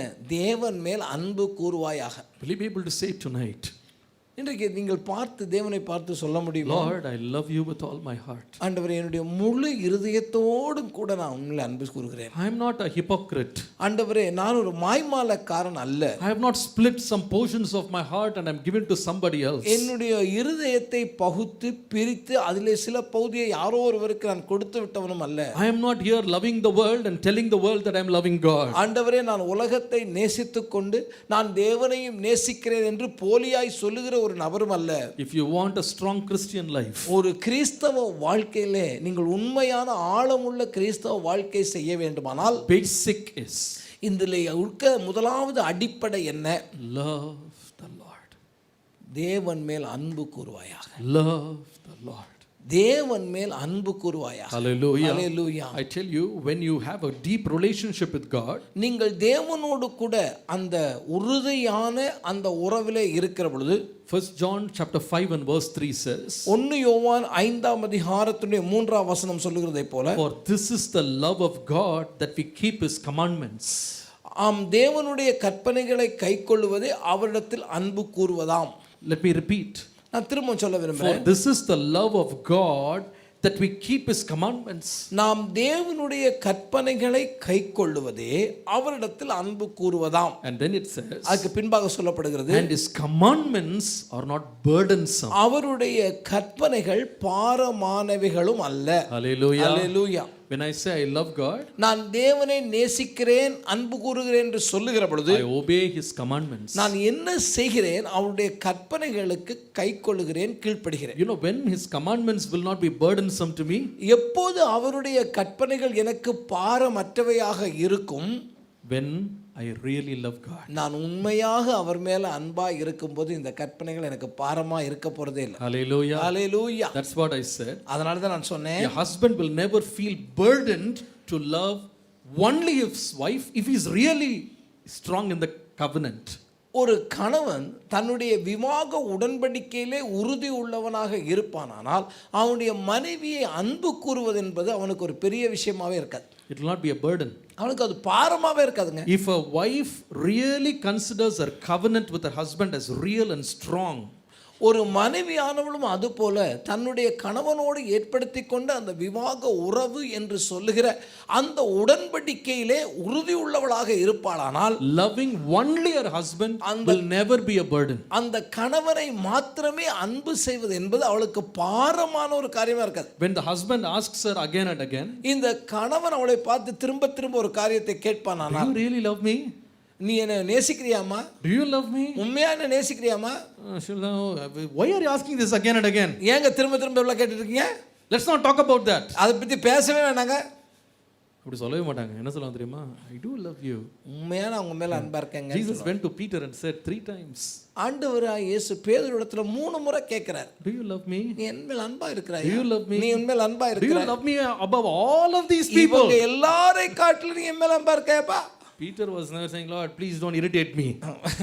ஏன் ஆண்டவரே தொந்தரவு பண்றீங்க இப்படின்னு சொல்லல. He said, Lord, you know who I am. ஆண்டவரே, நான் எப்படிப்பட்டவன் என்று நீர் அறிவீர். I love you more than all of these. ஆண்டவரே, இவர்கள் எல்லாரை காட்டிலும் உன் மேல் அன்பா If இருக்கிறேன். you are a strong person believing and walking in the covenant with God, நீங்கள் உண்மையாகவே தேவனுடைய உடன்படிக்கையில் உறுதியாக இருந்து பலமாய் அதிலே நடக்கிற ஒருவராய் இருந்தால், loving God first in your life above all else will never be a burden. நீங்கள் எல்லாவற்றுக்கும் மேலாக தேவன் மேலே பிரதானமாய் அன்பு கூறுவது என்பது உங்களுக்கு பாரமான காரியமா இருக்கவே இருக்காது. In fact, it will be a pleasurable burden. இன்னும் சொல்லப்போனா இது உண்மையாகவே ஒரு அன்பு அல்லது உங்களுக்கு பிரியமுள்ள பாரமா இருக்கும். It will be a pleasurable burden. உங்களுக்கு உண்மையாக விருப்பமுள்ள ஒரு பாரமா இருக்கும். I'm so happy I am in love with you, O, Lord. உம்மோடு கூட அன்பா இருக்கிறது எனக்கு எவ்வளவு பிரியமா இருக்கு ஆண்டவரே. Hallelujah. Hallelujah. I really love the way I can walk with you. உம்மோடு கூட நடக்கிற அந்த நடையே எனக்கு பிரியமுள்ள நடை. Lord, I love to be around you. ஆண்டவரே, உம்மோடு இருப்பது எனக்கு கிடைத்த ஒரு பாக்கியம். I love to be in your presence. உம்முடைய பிரசன்னத்தில் இருக்கவே நான் விரும்புகிறேன். There's a beautiful song. ஒரு நல்ல பாடல் உண்டு. I just want to be where you are. ஆண்டவரே, நீர் எங்கே இருக்கிறீரோ நான் அங்கே இருக்க விரும்புகிறேன். Dwelling daily in your presence. உம்முடைய பிரசன்னத்திலே நாள்தோறும் இருக்க விரும்புகிறேன். I don't want to worship from afar. ஆண்டவரே, தூரத்தில் இருந்து உம்மை ஆராதிக்க நான் விரும்பவில்லை. Draw me near to where you are. ஆண்டவரே, நீர் எங்கே இருக்கிறீரோ அங்கே என்னை கிட்டி சேர்த்துக் கொள்ளும். I want to be where you are. நீங்கள் எங்கே இருக்கிறீங்களோ அங்கே நான் இருக்க விரும்புகிறேன். Dwelling in your presence. உம்முடைய பிரசன்னத்தில் இருக்க விரும்புகிறேன். Feasting at your table. ஆண்டவரே, உம்முடைய பந்தியிலே இருக்க விரும்புகிறேன். Surrounded by your glory. ஆண்டவரே, உம்முடைய மகிமையினால் சூழப்பட்டிருக்க விரும்புகிறேன். In your presence, that's where I always want to be. ஆண்டவரே, உம்முடைய பிரசன்னம் எங்கே இருக்கிறதோ எப்போதும் நான் அதிலேயே இருக்க விரும்புகிறேன். I just want to be with you. நான் உம்மோடு இருக்கவே விரும்புகிறேன். This evening the Lord wants to stir our love for him. இந்த மாலை வேளையிலே தேவனாகிய கர்த்தர் நாம் அவர் மேலே வைத்திருக்கிற அந்த அன்பை நாம் உணரும்படி செய்ய விரும்புகிறார். Would you like to sing this song with me? நாம் எல்லாரும் சேர்ந்து இந்த பாடலை பாடலாம். I just want to be where you are, dwelling daily in your presence. I don't want to worship from afar. Draw me near to where you are. Sing it out loud. I just want to be where you are, dwelling daily in your presence. I don't want to worship from afar. I just to where you are. Sing with me. I want to be where you are, dwelling in your presence, feasting at your table, surrounded by your glory. In your presence, that's where I always want to be. I just want to be, I just want to be with you. Oh, I just want to be, I just want to be with you. I'm going to sing it one more time. மீண்டும் ஒரு முறை இந்த பாடலை பாட விரும்புகிறேன். There was this church called the Church of Ephesus. எபேசு எங்களிடத்திலே ஒரு சபை இருந்தது, தான் எபேசிய திருச்சபை. You can read about that in Revelations chapter 2. நீங்கள் வெளிப்படுத்தின விசேஷம் 2ஆம் அதிகாரத்திலே அந்த எபேசிய திருச்சபையை குறித்து பார்க்கிறோம். It was a fantastic church. அருமையான ஒரு திருச்சபை அது. The Bible says Jesus told that church, ஆண்டவராகிய இயேசு அந்த திருச்சபையை குறித்து பேசுகிற பொழுது, I know your works. ஆண்டவர் சொல்லுகிறார், உன்னுடைய கிரியைகளை நான் அறிந்திருக்கிறேன். I know your labor. நீ எனக்காக பட்ட பாடுகளையும் நான் அறிந்திருக்கிறேன். I know your patience. உன்னுடைய பொறுமை என்னதென்றும் நான் அறிந்திருக்கிறேன். I know how you stand up for me. எனக்காக நீ எவ்வளவு திடகாத்திரமாய் நிற்கிறாய் என்பதையும் நான் அறிந்திருக்கிறேன். I remember how you bared all the burdens for me. எனக்காக எத்தனையோ பாரங்களை நீ சுமந்ததையும் நான் அறிந்திருக்கிறேன். I remember how you labored and you never fainted. நீ ஒருபோதும் சோர்ந்து விடாதபடி எனக்காக பாடுகளை அனுபவித்ததையும் நான் உணர்ந்திருக்கிறேன். But I have only one thing against you. ஆனா உன்னை குறித்து எனக்கு ஒரு பிரச்சனை இருக்கு. You know what is that? அது என்ன தெரியுமா? You have lost your first love. நீ ஆதியில் கொண்டிருந்த அன்பை விட்டு விட்டாய் என்று உன் பேரில் எனக்கு குறை உண்டு. It's really surprising. இந்த உண்மை ஆச்சரியமா இருக்குங்க. Somebody can labor. பாருங்க, ஒருவன் நல்லா பாடுபடுறான். Somebody can be very patient. அவன் பொறுமை உள்ளவனா இருக்கிறான். Somebody can be working. அவன் நல்ல வேலை செய்கிறவனாகவும் இருக்கிறான். Somebody can represent somebody. இன்னொருவருக்காக அந்த இடத்திலே போய் தன்னை வைத்துக் கொள்கிறவனாகவும் இருக்கிறான். Somebody can never faint and keep on working. அவன் ஒருபோதும் சோர்ந்து விடாதபடி தொடர்ந்து வேலை செய்து கொண்டுள்ள உற்சாகம் உள்ளவனா They can இருக்கிறான். be doing lot of things. அவன் அநேக காரியங்களை செய்கிறவனாக இருக்கிறான். But you could have lost that love in their heart. ஆனா என்ன பிரச்சனை? இருதயத்திலே அன்பை இழந்து விடுகிறான். They lose that love. அந்த ஆரம்பத்தில் இருந்த அன்பு இப்ப இல்ல.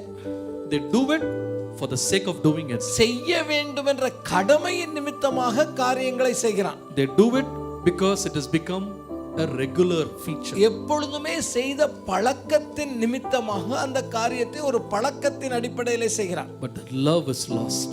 ஆனா உண்மையா அன்போடு கூட செய்யற காரியம் இல்லாம போச்சு. Recently we had this family camp.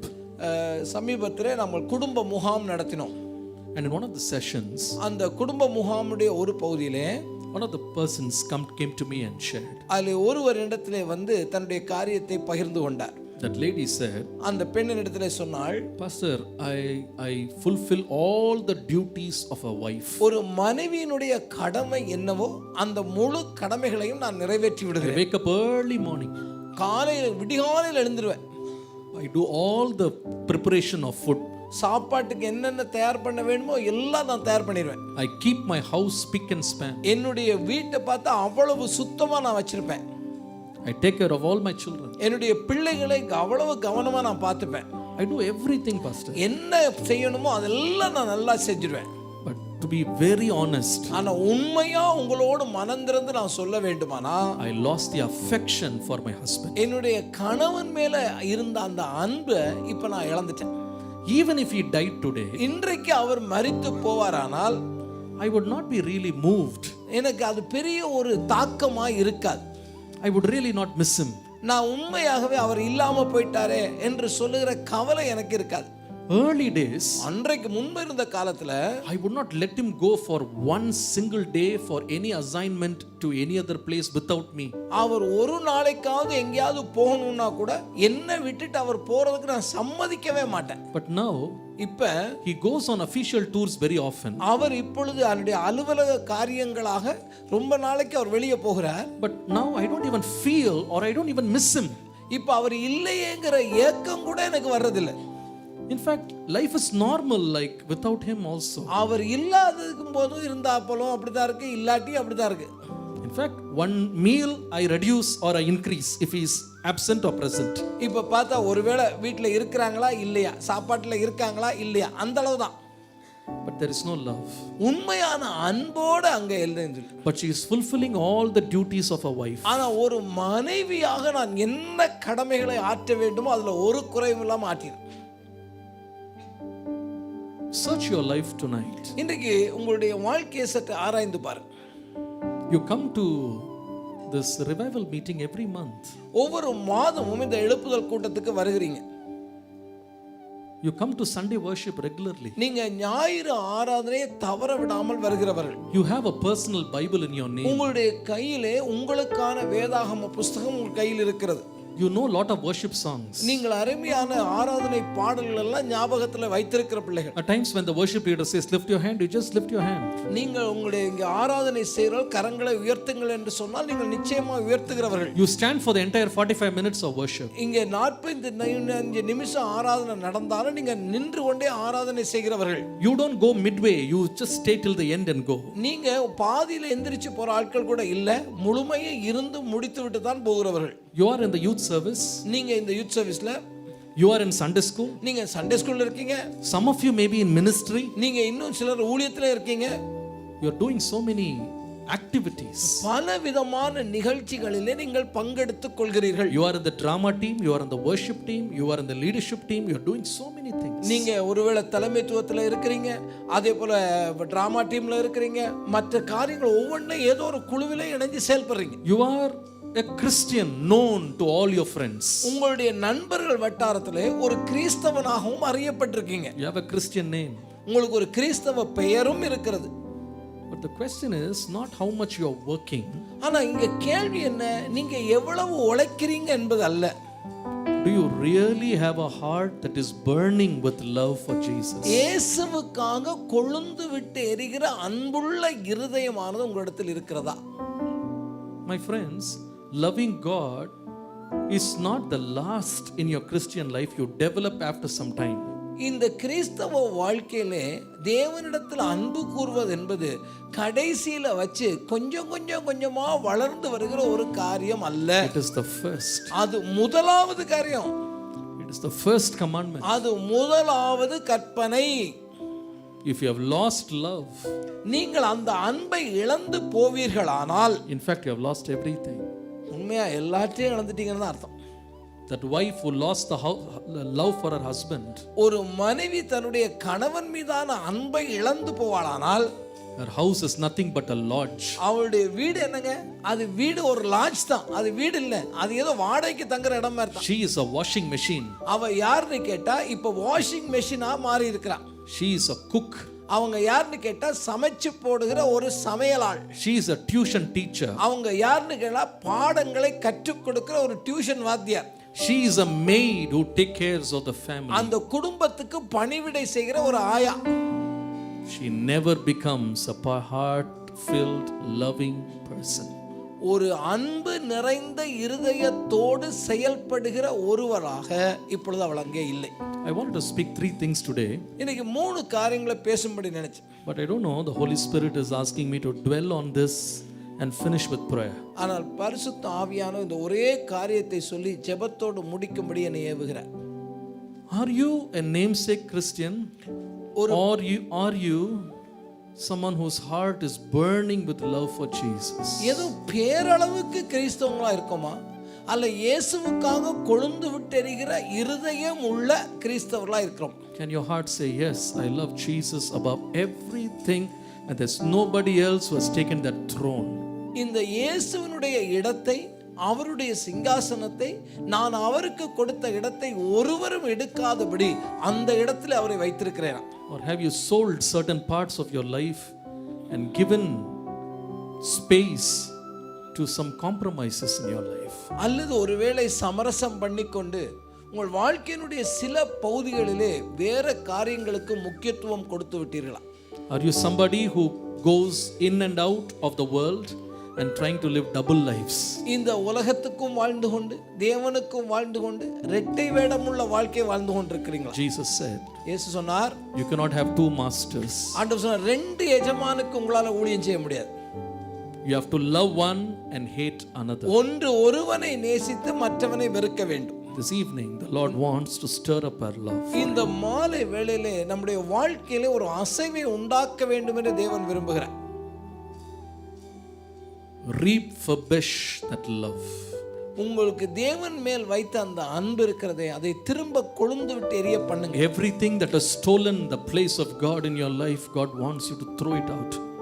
தேவனுடைய இடத்தை எந்தெந்த காரியங்கள் இப்பொழுது உங்க வாழ்க்கையில எடுத்துக்கொண்டதோ அந்த காரியங்களை அகற்றி மீண்டும் அவருடைய இடத்தை அவருக்கு கொடுங்க. Every friend, every fantasy, எந்த நண்பனா இருக்கலாம், எந்த வேடிக்கையான செயல்பாடுகளா இருக்கலாம், every occupation, எந்த வேலைகளாக இருக்கலாம், I give it up so I can love you, Jesus, more and more. இயேசுவே உம்மை நேசிக்கிறத நிமித்தம் அவற்றை நான் விட்டு விடுகிறேன். Stand up everyone in the presence of God. தேவனுடைய பிரசன்னத்திலே நாம் எழுந்து நிற்போம். Let this day be a day where the Lord will revive our heart and our spirit. ஆண்டவராகிய தேவன் நம்முடைய ஆவியிலே ஒரு புதிய எழுப்புதலை கொண்டு வருகிற மாலை வேளையாக இந்த மாலை வேளை மாறட்டும். Lord, I want to be where you are. ஆண்டவரே உம்மோடு கூட நான் இருக்க விரும்புகிறேன். It's not that I'm forced to be where you are. ஆண்டவரே நீர் இருக்கிற இடத்திலே நான் இருக்க வேண்டும் என்ற ஒரு நிர்பந்தத்தின் காரணமாக அல்ல. I want to be. ஆண்டவரே உண்மையாகவே நான் அங்கே இருக்க விரும்புகிறேன். I want to be.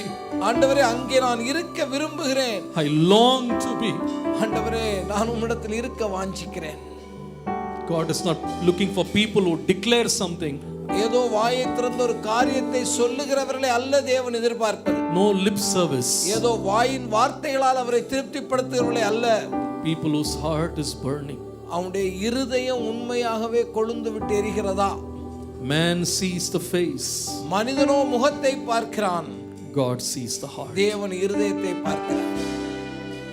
He's looking for somebody who will love him back. தன்னை மீண்டுமாய் அன்பு செய்யத்தக்க ஒருவனை கர்த்தர் நோக்கி பார்க்கிறார்.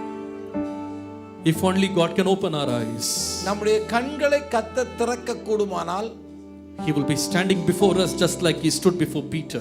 ஆண்டவர் எப்படி பேதுருக்கு முன்பாக நின்றாரோ அப்படியே ஆண்டவராகிய இயேசு நமக்கு முன்பாக நிற்கிறதை பார்க்க முடியும். With wounded hands, ஆண்டவருடைய கரங்கள் காயப்பட்ட கரங்களாய் இருக்கிறது. He will stand before you and ask, அந்த காயப்பட்ட கரங்களோடு உங்களுக்கு முன்பாக நின்று உங்களை பார்த்து கேட்கிறார், do you love me?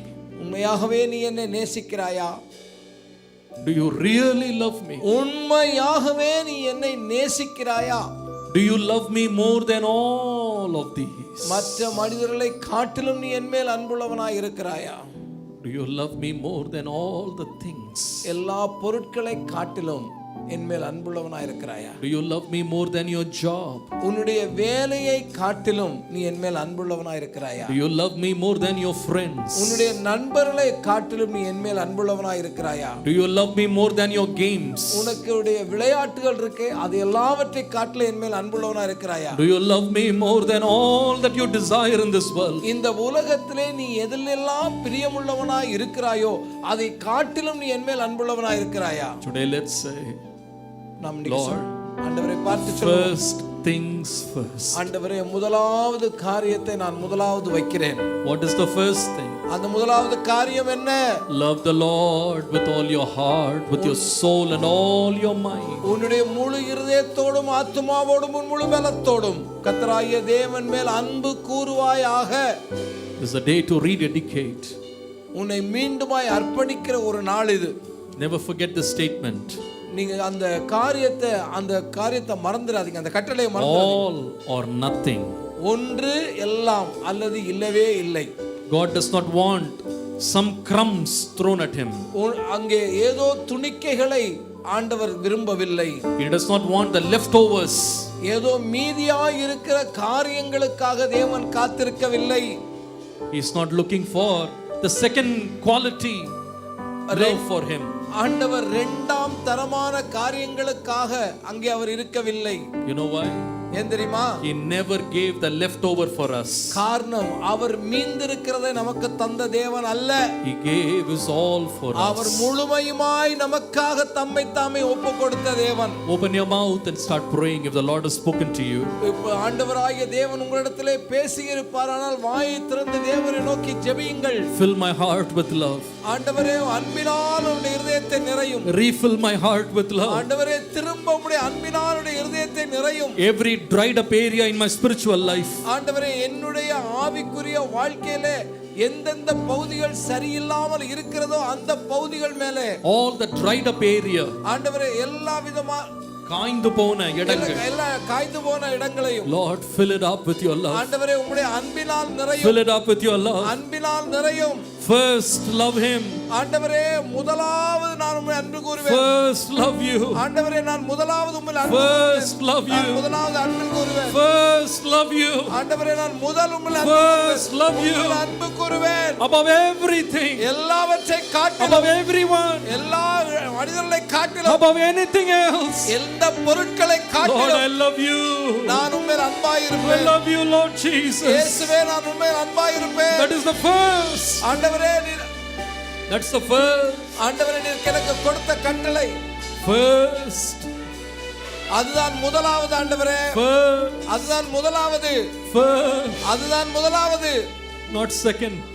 இரண்டாவது அல்ல ஆண்டவரே. Not third. அது மூன்றாவதும் அல்ல. Not little bit. ஏதோ ஒரு கொஞ்சமும் அல்ல. First love the Lord. ஆண்டவரே முதலாவது தேவன் மேல் அன்பாய் இருப்பேன்.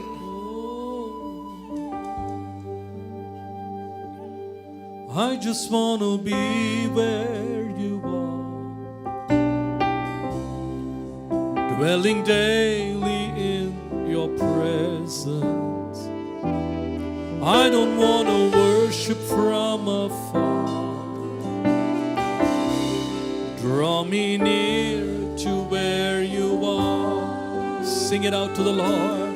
I just want to be where you are, dwelling daily in your presence. I don't want to worship from afar. Draw me near to where you are. I want to be where you are, dwelling in your presence, feasting at your table, surrounded by your glory. In your presence, that's where I always want to be. I just want to be, I just want to be with you. In your presence, in your presence, that's where I always want to be. I just want to be, I just want to be with you. கரங்களை உயர்த்தி சொல்லுங்க, ஏசப்பா மேல ஒரு அன்பு இல்லாம நான் வாழ்ந்துட்டு இருக்கேன். மேலுள்ள அன்பு எனக்குள்ள பொங்காம வாழ்ந்துட்டு இருக்கேன். உலக கவலைகள், உலக ஐஸ்வர்யங்கள், மனிதனுடைய மாயமான அன்பு, இது எல்லாத்துக்கும் பின்னாடி ரீசெண்டா நான் ரொம்ப இன்ட்ரெஸ்ட் கொடுத்துருக்கேன். ஆண்டவரே, எனக்காக மரித்து காயப்பட்டு வேதனைப்பட்டு அவமானப்பட்டு சிலுவை சுமந்த இயேசுவை நான் மறந்துட்டேன். என் வாழ்க்கையில் அவர் மேல் உள்ள அன்பு முதலாவது இல்லை, பேருக்காக இருக்கு. எனக்கு தயவு செய்து ஒரு ரிவைவல் எனக்கு தாங்க. Revive my love, revive my love, revive my love, revive my love. நேசிக்கிறேன் உம்மை தானே என் தெய்வமே, என் இயேசுவே. நேசிக்கிறேன் உம்மை தானே என் தெய்வமே, என் இயேசுவே. சொல்லுவோமா? நேசிக்கிறேன், நேசிக்கிறேன் உம்மை தானே என் தெய்வமே, என் இயேசுவே. நேசிக்கிறேன் உம்மை தானே என் தெய்வமே, என் இயேசுவே. இன்றைக்கு ஆண்டவர் நம்மகிட்ட கேட்கிறாரு, உண்மையா என்ன நேசிக்கிறியா? பாருமா, மற்ற யார்கிட்ட வேணா நான் உண்மையா நேசிக்கிறேன் உண்மையா நேசிக்கிறேன்னு சொல்லிட்டு நம்ம உங்களை நம்ப வச்சிடலாம், நம்ம வார்த்தைகளாலேயே நம்ப வச்சிடலாம். எனக்கு ஒரு பையனை தெரியும், அவன் கல்யாணம் ஆயிட்டு அவன் ஒய்ஃபுக்கு 3rd monthலேருந்து அவன் துரோகம் பண்ணான். ஆனால் 3 வருஷம் அவளை நம்ப வச்சான். என்ன சொன்னான் தெரியுமா? நீதான் எனக்கு முதல், என்னை சந்தேகப்படாத என்று சொல்லி அவளை ஏமாற்றுக்கு எத்தனையோ பொருட்களை வாங்கிட்டு வந்து கொடுத்தான். 3 years. ஆனா 3 வருஷம் கழிச்சு எதேர்ச்சியா மாட்டிக்கிட்டான். அவனோட வீக் மோமெண்ட்ல மாத்திக்கிட்டான். அல்லது அந்த பொண்ணு கண்டுபிடிச்சிருக்கவே மாட்டான். மனுஷன் இப்படி வந்து மிஸ் பண்ணுவான். நம்ம ஒன்று டிக்ளேர் பண்ண ஒன்று செய்ய அவனை ஏமாத்திடலாம். ஆனா இயேசு மாத்திரம் நம்மளை உண்மையை அறிஞ்சிருக்கிறாரு. நீ என்னதான் பாட்டு பாடலாம், நேசிக்கிறேன்னு கை தூக்கி பாடிடலாம். அவருக்கு தெரியும் நீ உண்மையை நேசிக்கிறியா. சும்மா பாட்டு மட்டும் பாடுறியே என்ன பார்த்து.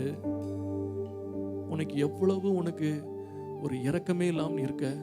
உன் மனசுலலாம் நீ எவ்வளோ உலகத்தை நிறைச்சி வச்சுக்கிட்டு, நீ இவ்வளோ உலக கவலையை வச்சுக்கிட்டு, எத்தனை பாவத்தை நீ செஞ்சுக்கிட்டு, என்னை வேதனைப்படுத்திட்டு, யாருக்கும் தெரியாது நீ மறைச்சு காரியங்களை செஞ்சுட்டு நேசிக்கிறேன்னு சொல்றியே. என்ன உண்மையா நேசிக்கிறையா? Do you love me really? Do you really worship me?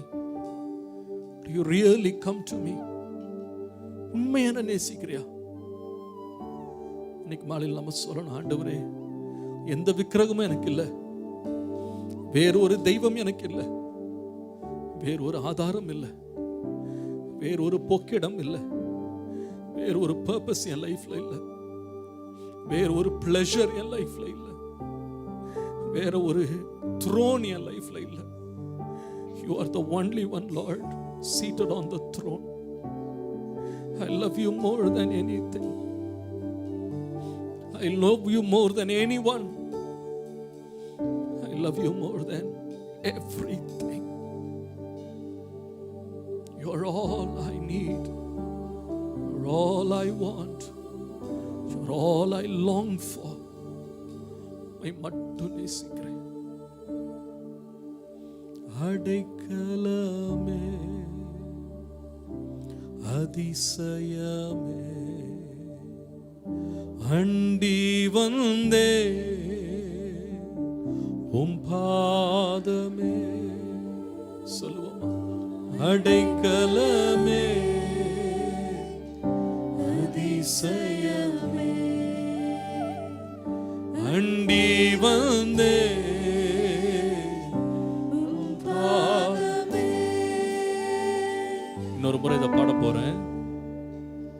நேசிக்கிறேன்னு சொல்லும் போது நம்ம கைகளை உயர்த்தி, அம்மப்பா நான் நேசிக்கிறேன்னு சொல்ல போறோம். அந்த கையை உயர்த்துறதுக்கு முன்னால நமக்குள்ள வந்துட்ட விக்கிரகங்கள், ஆண்டவர் சொன்னார் பத்தியா, உன் தேவனாகிய கர்த்தரை மட்டும் நீ அன்பு கூறுவாயாக. இது கட்டளை. அந்த கட்டளையை மீறி ஏதாவது விக்கிரகத்தை உள்ள கொண்டு வந்திருந்தா, நாமளா செஞ்சுக்கிட்ட சில காரியங்களை உள்ள கொண்டு வந்துட்டு ஆண்டவரை ரீப்ளேஸ் பண்ற மாதிரி, ஆண்டவரை விட அட்டென்ஷனை மட்டும் எடுக்கிற மாதிரி எந்த காரியத்தையும் உள்ள விட்டுருந்தா, அது ஒரு பொருளா இருக்கலாம், அது ஒரு என்டர்டெயின்மெண்டா இருக்கலாம், அது ஒரு பழக்கமா இருக்கலாம், அது ஒரு நபரா இருக்கலாம், அது ஒரு ஆசையா இருக்கலாம், எல்லாத்தையும் தூக்கி போடுறேன். ஆண்டவரே எனக்கு நீர்தான் அடைக்கலாம், நீர்தான் என்னுடைய நேசம், நீர்தான் என்னுடைய பாசம். You are my love. You are the love of my life. அந்த நேசிக்கிறேன்னு கையை உயர்த்தி பாடும்போது உண்மையாக நம்முடைய வாழ்க்கையில் இருக்கிற எல்லா அருவருப்புகளை தூக்கி போட்டுட்டு, தேவையில்லாத காரியங்களை விலக்கிட்டு, உள்ளத்தின் நிறைவிலிருந்து பாட போறோம். கரங்களை உயர்த்தி, அடைக்கலமே, அதிசயமே, அண்டி வந்தே உம் பாதமே. அடைக்கலமே, அடைக்கலமே, அதிசயமே, அண்டி வந்தே உம் பாதமே. முழு உள்ளத்தோடு சொல்லுவோம், நேசிக்கிறேன், நேசிக்கிறேன். Yes, Lord. உம்மை மட்டும் அப்பா, வேறு ஒன்றும் இல்லை. இயேசுவே, நேசிக்கிறேன் உம்மை தானே, என் தெய்வமே. கரங்களை உயர்த்தி சொல்லுவோம், நேசிக்கிறேன் உம்மை தானே, என் தெய்வமே, என் இயேசுவே. Thank you, Jesus. என் தெய்வமே, என் இயேசு. கடைசியாய் ஒரு முறை பாடுவோம், நேசிக்கிறேன். Love you, Jesus. Love you, Jesus. Let your fire burn in my heart. Let your fire burn in my heart.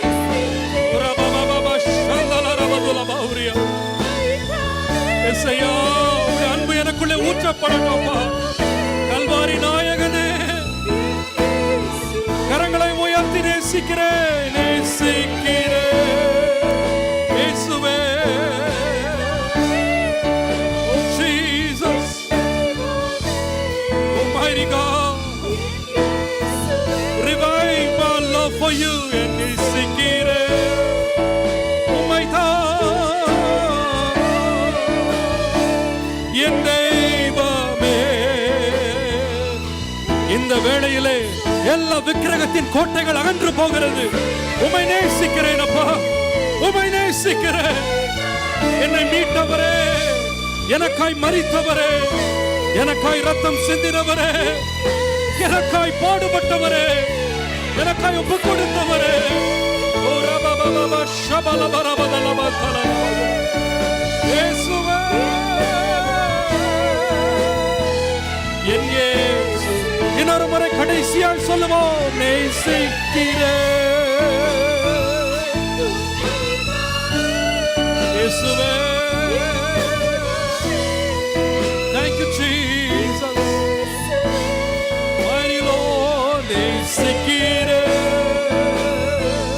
உம்மை தானே என் தெய்வமே,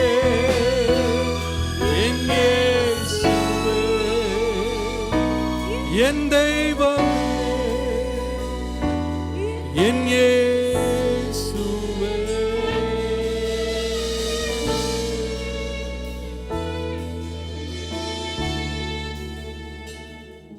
இந்த நிகழ்ச்சி உங்களுக்கு ஆசீர்வாதமாய் அமைந்தது என்று நாங்கள் விசுவாசிக்கிறோம்.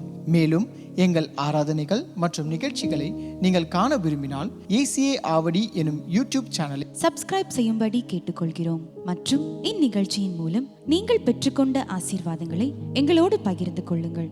உங்களுடைய தெளிவான முகவரி மற்றும் தொலைபேசி எண்ணோடு சேர்த்து நீங்கள் எழுதி அனுப்ப வேண்டிய இமெயில் அட்ரஸ் acaavadi@gmail.com. மற்றும் உங்கள் ஜெப விண்ணப்பங்களை எங்களோடு பகிர்ந்து கொள்ள நீங்கள் அழைக்க வேண்டிய தொலைபேசி எண் 938-023-7774 மற்றும் 938-221-7774. கர்த்தர் தாமே உங்களை ஆசீர்வதிப்பாராக.